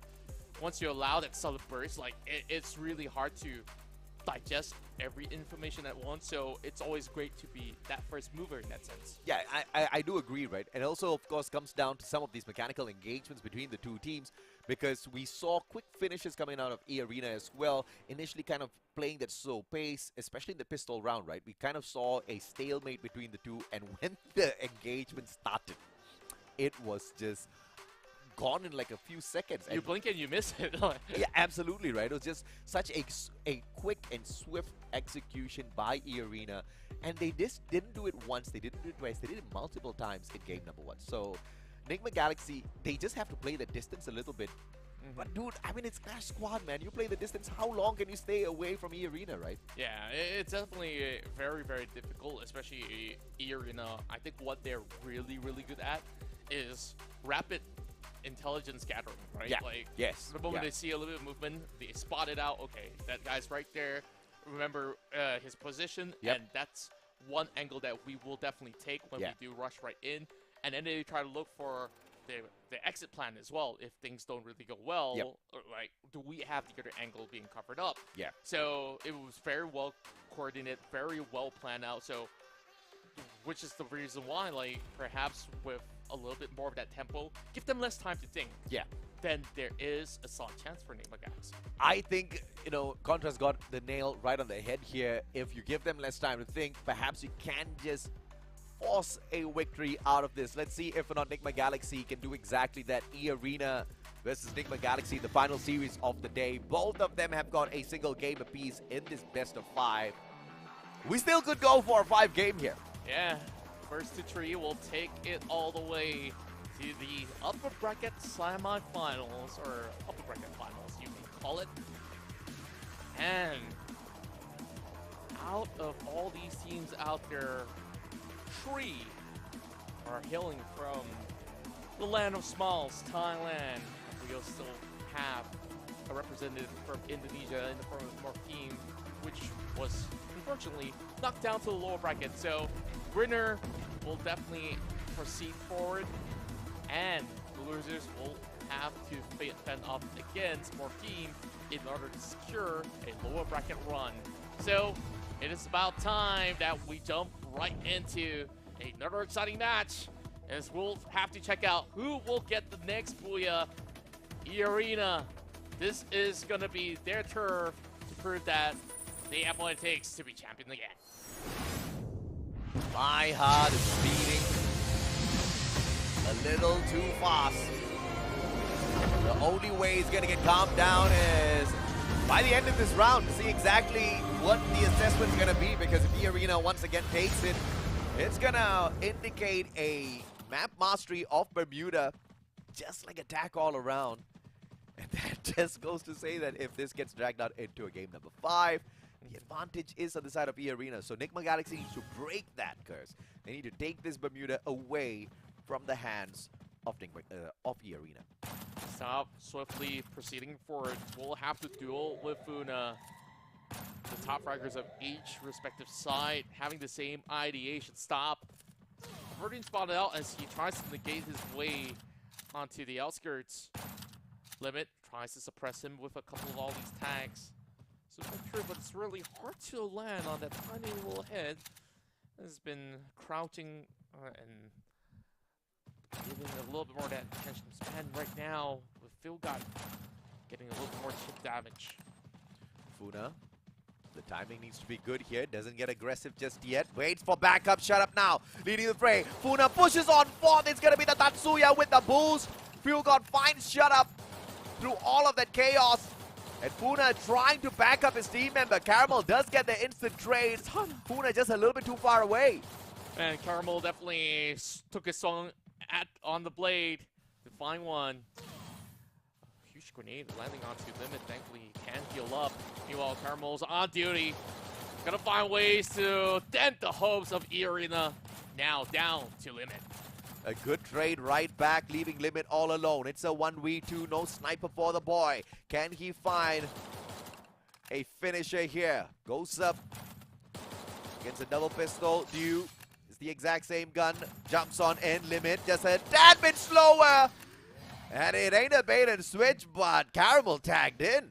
Yeah, and the zone definitely didn't favor him at all. Limit is just playing by a nice edge, and I just love how Caramel have been able to sweep right through on that perfect timing where they were slightly distracted as well as shots was being fired from the indoors at the very same time.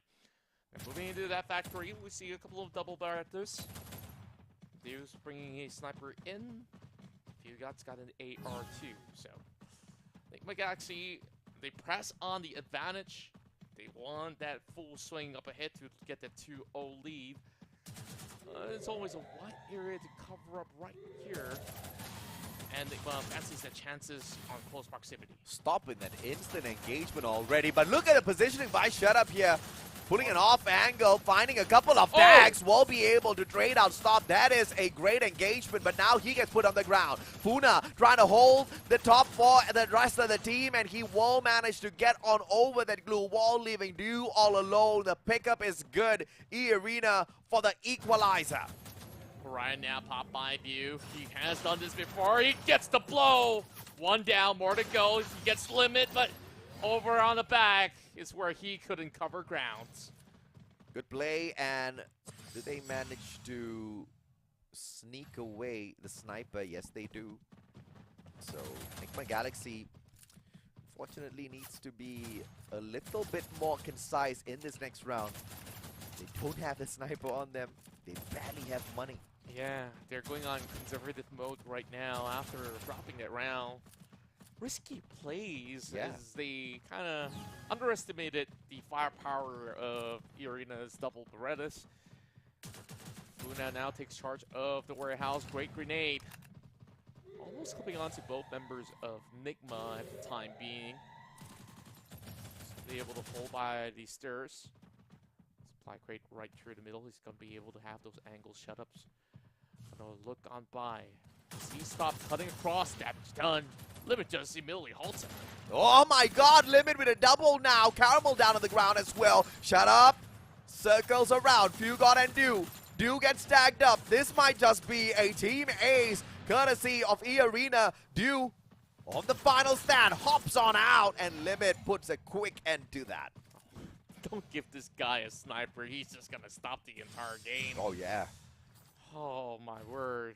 6 frags already. Just like that, Limit just catches up.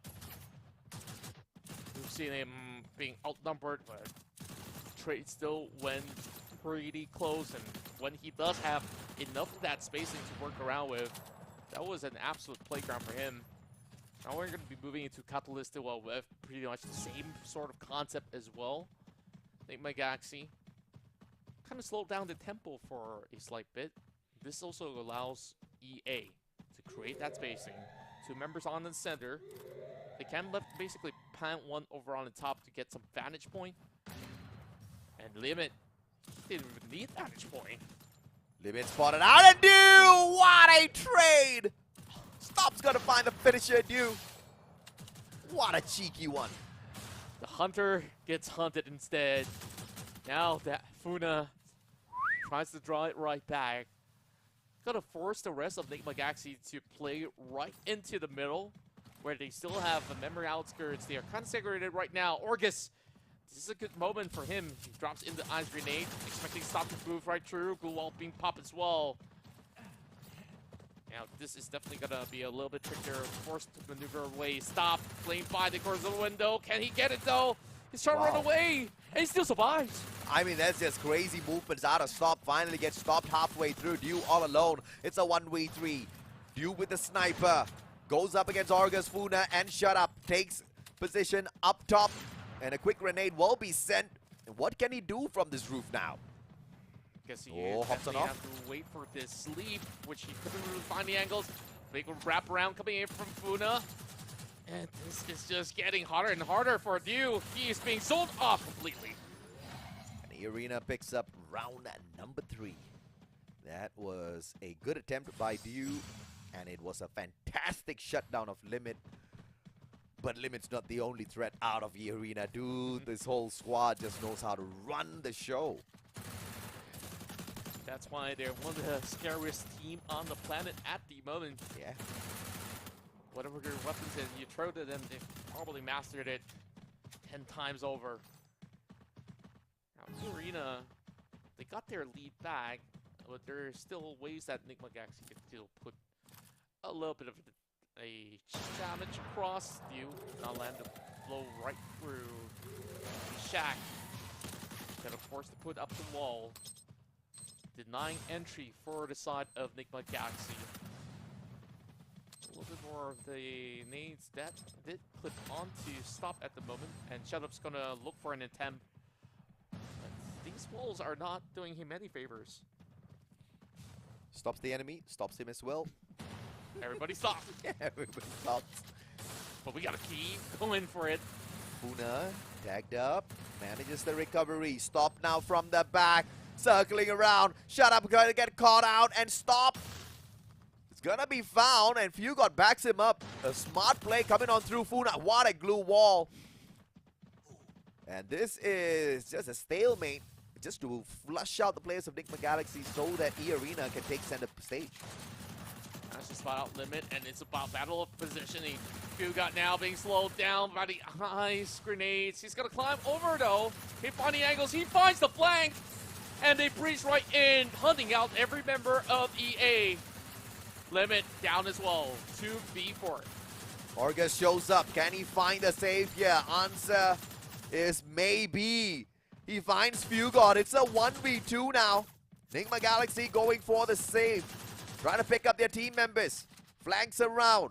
Fugod slowly recovering his HP and stop now back on his feet. Argus can't do much, really low on that HP. Quick swings coming out of Argus, but he's only got 25 HP left. Jump shot from the top. Nigma Galaxy takes over control, and the chase is back online. Moving on to Shipyard. So this is definitely going to be a very different tempo as compared to the first Bermuda run that they had back in Shipyard. Now that there is weapons involved, so we'll definitely see Dew playing a little bit more reserved right at the back, unless that he would be taking a little bit more in that elevated area, and hoping that he can reposition with the Orion eventually. Opening nades being tossed across in the moment's time. But Shut Up says, I'm just gonna be a little bit more annoying to keep them guessing from up close. Nigma Galaxy has got grenades for days. They can keep tossing them in. And Dew from afar punishes Argus. The limit goes down as well as Stop finds him. Dew, can he find the finisher? Argus manages to pick up Fugod. Down on the ground, not for long. Nigma Galaxy, Stop finds it. And E-Arena pretty much can't do much now, as Nigma Galaxy manages to down it just to one final guy. Funa holding on for his dear life. Caramel finding the finisher. He should be able to circle around just in the nick of time. Funa doing whatever he can to stay alive. Well, I believe the rest of Nigma has arrived to the scene. Still have to pick Euro Poison by the end of it all. Who's it gonna be? Funa's still standing for quite some time. I guess he's just making E-Arena work for him. 3-all, the closest series we've got thus far for sure. In game number 3. And both teams have 3 apiece. Both trying to look for the victory in game 3. That's a lot of trees, including in the map itself. Yeah, exactly. I love greeneries. Anyways. Now, even Stevens we go into the open territories of Hangar. The 2-2 split going on. Very interesting start as the Galaxy choose not to move too far away from their spawn. Immediately, Funa claims the center ground. Limit versus Dew on the snipes. Limit gets tagged up.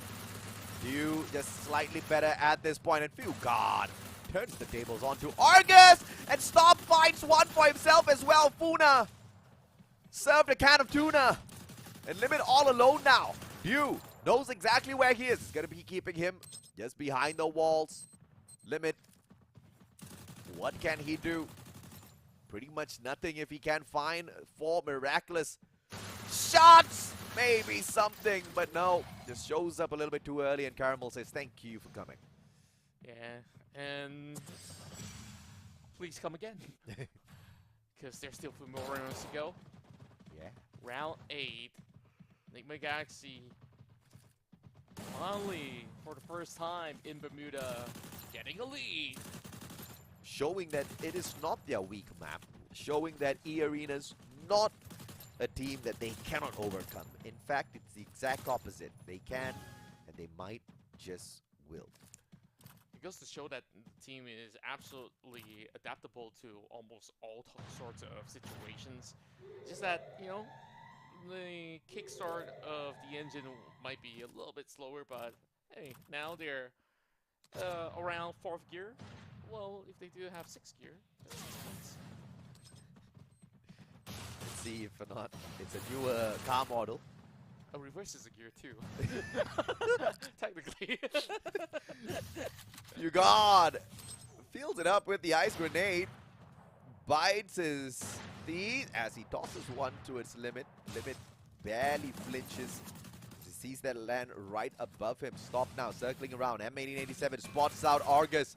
Argus runs away. Stop knows he wants to go in for the attack, but anticipates an attack from the back as well. Gonna meet Shut Up halfway through.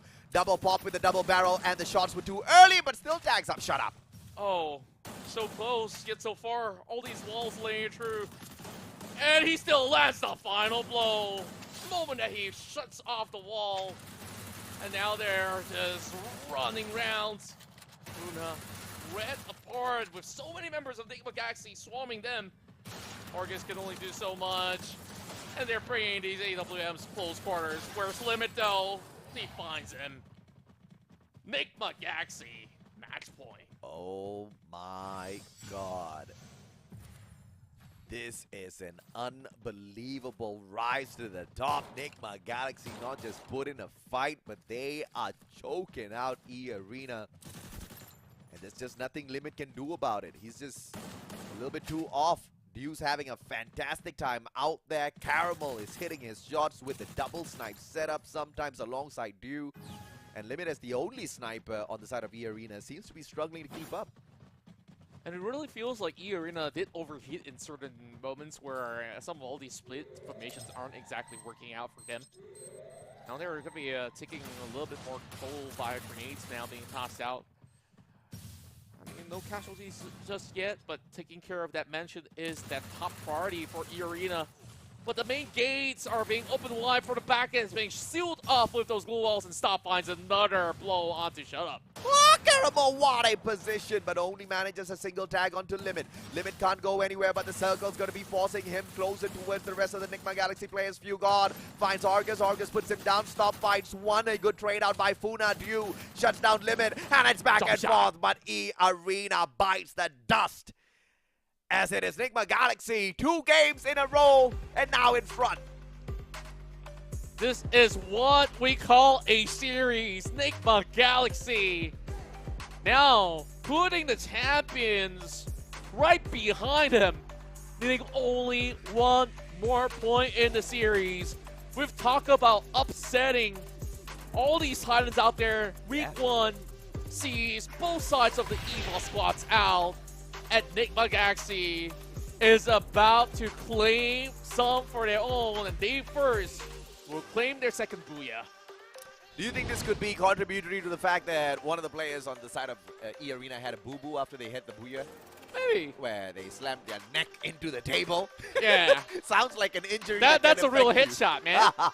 And I'm just hoping that, you know, there's no injuries on those wrists, because he still needs it for, you know, a long hurdle now that E-Arena has to find 2 back-to-back points on the matches. So this is definitely going to be a difficult task, but nothing unfamiliar for these champions.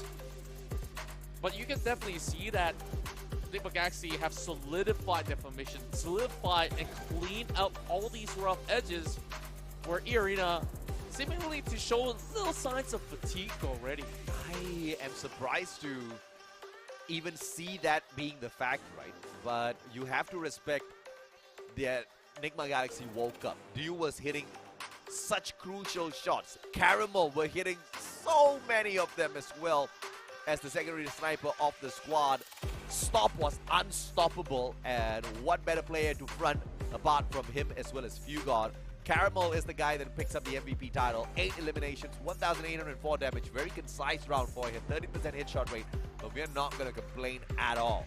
Yeah, and I just love the way that this team dynamic works. Like, you did mention Stop in the forefront so far, doing what he knows best as the one that opens up the trade, and then Nick Galaxy knows how to also come in for the backup. And Yeah.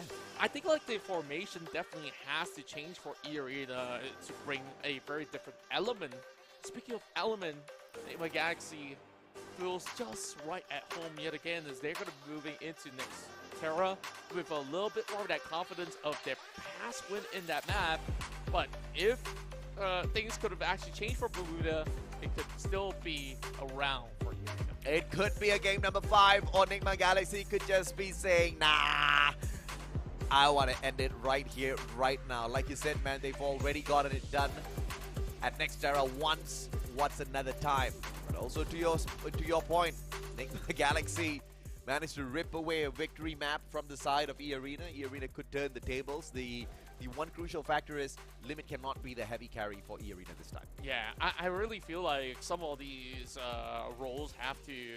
I mean, they will stick to their roles for sure, but like some of the burdens needs to be lifted off of them. Like we see back in Bermuda, how it actually worked out is that later on you see like one of the members have been able to also pop off in that form of moment. If I'm not too mistaken, it was Orbital. What was his name again? Argus, yes. Yeah. So by the later stages of the round, you see Argus starting to play a little bit more through the front line. So that was definitely a difference maker where they didn't really suspect this to be a different form of attack. Correct. So Enigma Galaxy, now that they've already had snipped out, okay, this is how the angles of attacks are coming from, whether if they choose the left or the right, it is a similar pattern no matter what. And also, you did mention that, you know, the burden was lifted a little bit from the shoulder. And whose shoulder was it lifted off of? It was Dew, because Dew was the main sniper. Wasn't really hitting as many of those shots as that was required. Caramel, the moment he had enough resources on his side, buys himself a sniper as well. A double AWM setup to overwhelm E-Arena. 2 long angles pretty much covered. In the middle, you've got Stop. I mean, you don't really need more than Stop, right? Stop pretty much can, you know, the worst case scenario is he needs to slow the opponents down whilst he waits for the backup. And he does that as well. Very, very well from the side of Enigma Galaxy. Everything was happening their way. I mean, you know, there's just a couple of ways that E-Arena could turn this around. Maybe they want to have a secondary sniper as well to deal with Caramel this time around. But I don't know if or not Enigma Galaxy is going to allow them an easy comeback here. Definitely not going to be the case. A lot is at stake right now, but this is basically the first time that we see the boys of Enigma Galaxy get to rejoice a little bit more. And first time, frowns on the faces of champions of Thailand, E-Arena. I mean, my mama used to tell me that, my mama used to say, don't smile too much, you're gonna cry. But I always thought she was a negative person, but now I see what she means. Well, sometimes life does give you lemons. And I guess this time, they gotta find ways to pull the rabbit out of the hat. Sometimes it seems like you're not the magician's rabbit, but you're just a rabbit being hunted out there on the open fields. There's got 2 snipers to hunt these rabbits. Let's see what happens as we hop on right back into Nextera. Potentially the final game, unless E-Arena wakes up. You can only imagine how grueling it is to go rounds after rounds against such tough opponents on each respective ends. I'm pretty sure that their stamina is slowly running dry, and we always take like what, 2 to 3 minutes for them to get their water, not even snacks, and they're already up and running again. Funa in a really deep angle though. This is looking pretty good as a starter for E-Arena, and that really forces the rest of Enigma Galaxy to play on those lower grounds. This can really go either way depending on who makes a mistake. Caramel, cheeky, as he quickly sneaks away a grenade from the airdrop. Very, very smart. Fugard gets put down onto the ground. That grenade might come in handy. Caramel hasn't tossed it out just yet. You got wiped out. E-Arena will find the second. Stop goes down as well. Grenade goes wide. Enigma Galaxy wastes that opportunity. Meanwhile, Orcus, he's trying to hold him all the way across. And here we go. Katana action, baby! Make that double if you can, but Caramel won't be stopped. Oh, thank goodness Funa had some ammos prepared. Oh yeah, I mean, he brought a knife to a gunfight, initially winning out the first bout, but not for the second as the numbers overwhelmed him. Samurai might be able to shoot or slice down one gunner, but not three at the same time, I guess. Yeah. It depends if or not you're the main character. Tough to even slice those bullets as well. I know, like, there's a lot of those animes out there right now with samurais and stuff. And it always looks cool in animation, but in reality, in real life, I mean, you really don't want to bring that knife to a gunfight. Anyways, Funa though, he's gonna bring those Uzis on board. let's see if or not the mini Uzi can get the damage done here. Enigma Galaxy, Funa goes up against Fugon, who runs straight into his gunshots, and Funa with an instant eliminator. In the meantime, Stop's gonna find Argus, puts him out. Shut up, finds Stop, back and forth. Dew, the final player. Enigma Galaxy needs to wake up. And Enigma Galaxy, they're just basically suppressive and Dew. He's being sent out to the lobby, like, just like that. There's no way out for him. Absolutely zoned off. I think Dew's really holding bad positions. Yes, he's the backup, but needs to do a little bit more for the team. If Caramel didn't step it up earlier, you know, Enigma Galaxy would have gotten eaten up by E-Arena. And Dew has been having pretty rough positions out there. Every single time he plays it, you know, nothing much goes his way. Maybe you might want to try to play the position or that aggression a bit. Perhaps so. And that wasn't exactly a full buy that went their way on that second round. So, understandably why. Maybe a better weapon, perhaps it may have actually worked out, but definitely a little questionable. Quick pit stop or stop.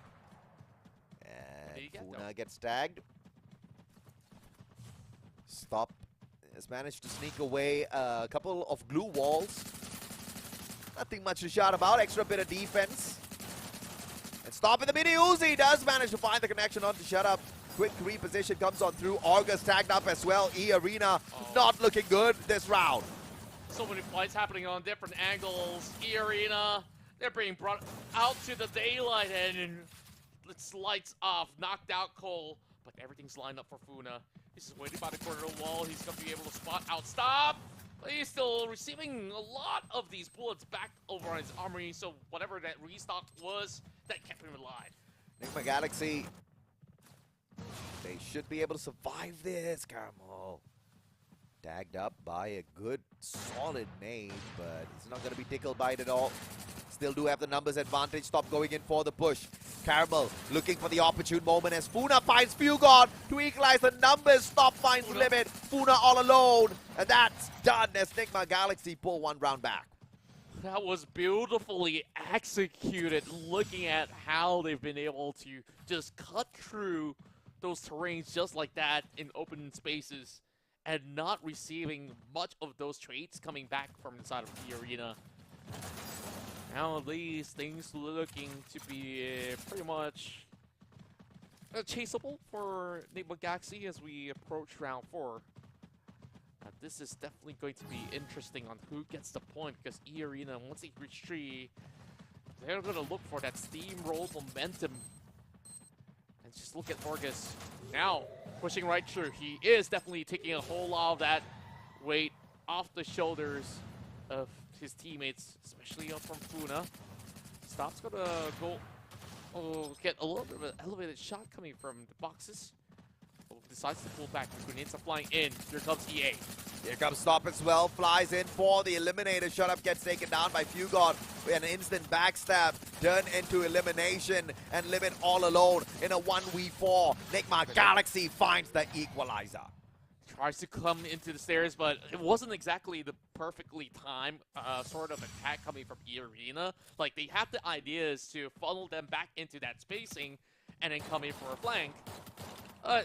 Limit, not much that he can basically do there once you have that area being breached out. So now going into the squares this time, so we'll see if whoever gets a little bit more of that zone control for the top end of the center would definitely have a perfect angle against their opponents. Meanwhile, duos will stop. Or it takes a lot of space for the team. Orgus is going to deal with the situation. But looking at E-Arena, they're sort of split for the time being. It's a slow push, but Dew says nothing slow about it, Mustachio. Good headshot. Limit down on the ground. Gonna nerf E-Arena a little bit. Nigma Galaxy going in for the finisher. Orgus goes down as well. Fugod pops off. Shut up! Caught out in the open.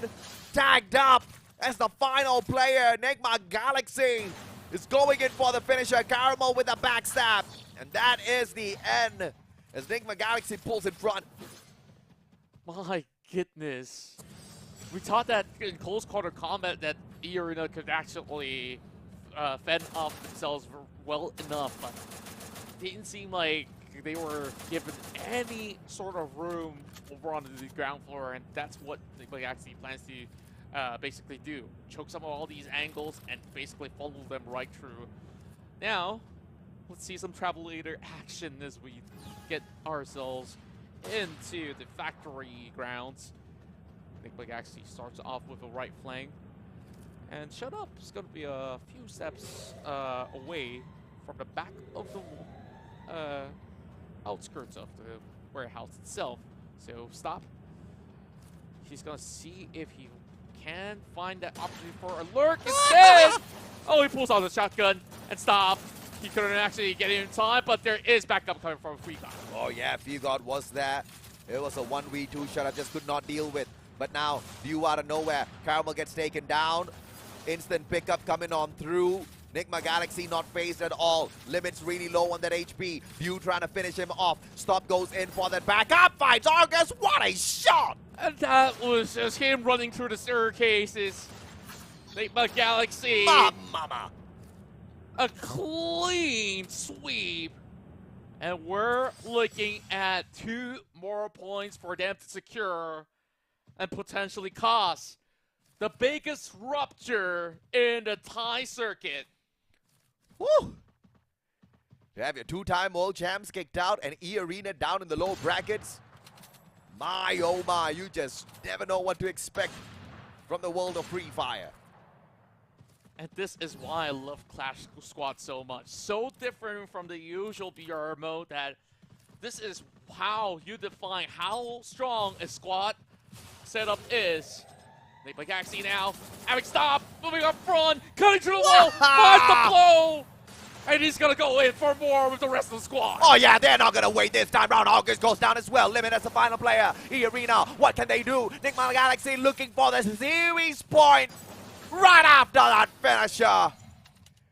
And they are in a great position now to execute this gentleman's sweep off of E-Arena, who won the first series.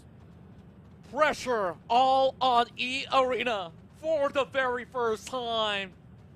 Nigma Galaxy proved that Bermuda is also for the taking. Dew, the man on a mission. 5 frags to his name. But the best one of the block right now. Stop. All eyes on this lethal killer. E-Arena holding back. They will play this safely. Limit getting flushed out with that grenade. Limit cannot sustain his life. He goes down. Funa gets tagged up. Fugod going for the finisher. And it looks like Fugod's going to be able to pull this off. But Funa's got a little bit of backup as well. Olgus goes down. Stop shows up. And Funa does get one trade right back. Stop. He's so low down. He needs to heal up. Where is the backup? And the backup has arrived from the back. That's it. shut up trying to have one final stand for Team E Arena. Nigma Galaxy, with the execution of the final round, executes a gentleman's sweep onto E Arena, who took the first game in this best of 5, losing straight 3 out to Nigma Galaxy. Unbelievable. Their hurdles, the struggles from the beginning did not matter at all. Oh yeah. As they just rapidly sprint their way through the finish line. And they will secure the booyah to arrange a meeting in the upper bracket finals. Upper bracket final slot now for Nigma Galaxy. E Arena, lower than that, notch to the lower brackets. A loss tomorrow means they get kicked out of the competition. I cannot believe what I am seeing here in this fight. I cannot believe this competition, man. I mean, every single turn, every single round, we have got an absolute banger. And dude, I'm so worried for Morph Team tomorrow. E Arena's not going to be easy. Either team that goes down on a bracket is never ever going to be easy for Morphe, but they're definitely a team that can actually match up to that. But first, going back, they definitely have to look into how they would be able to improve Bermuda if they stand any chance at all. Meanwhile, E Arena absolutely gassed out. Yeah. Like, this first quarter, they were doing fine. And then I think once that economy was broken once, it was an absolute steamroll. And they don't know how to stop. Yeah, man, they just had no solution at all for Nigma's stop. He was the highlight player for a reason, and circles around E Arena. He could run, but Caramel did a lot of work in there as well. Dio recovered a little bit of his pride as the sniper of Nigma Galaxy in this final game, but it is the one and only stop. 10 eliminations through 4,618 damage. 10% headshot rate, he'll close our eyes. It didn't matter for him. This guy, unstoppable no matter where his bullets hit. Yeah, because he's been playing close range, it's all about those shotguns that he's been able to secure those numbers back. And then, of course, time to time, you see him going for the scar at the very same time. So he's about putting as much damage numbers on the block and now opening all the room possible for Nigma Galaxy to eventually get those trades going back. And E Arena simply had no answers. We take a little glimpse of what we went through. E Arena won the very first game, and then it was just back-to-back wins for Nigma Galaxy. And Nigma Galaxy not even allowing E Arena to go past the halfway point mark in each of those games that they took a victory on. And this is the bracket setup for tomorrow. Upper bracket battle between Attack All Around and Nigma Galaxy, both teams from Thailand. Morph Team tomorrow needs to be in their finest form as they take on E Arena, your champions of FFSI, your #1 seed out of Thailand in the lower bracket, because a loss means you go home. And it's all in or nothing right now, where you guys definitely don't want to miss a single match. So that's happening throughout the course of the weekend, where we will crown our champions on Sunday. But it's all about the journey right now. You guys are from Indonesia. You know what to look for. Give all of your support to Morph Team, and of course, Thai teams. Need I say more? Need I say more? They're just so good. And I don't know what it is about the Thai teams. They clearly are doing not just one thing, but many things right. To have so many great, not just good, but amazing teams be born in one country, in one server. You know, everybody needs to learn from them, no doubt whatsoever. Yeah, I'm pretty sure that they definitely have cultivated a very strong environment where they help each other grow in essence, because once you actually teach your opponents improve, and then you get to improve at the very same time. So I guess, like, perhaps this is that form of mentality that you could see the stiff level of competition coming from the Thai region. Ladies and gentlemen, boys and girls, that's about it for day number 4. We are gonna be ending the day, but tomorrow, same time, same place. Make sure you be there. Good night.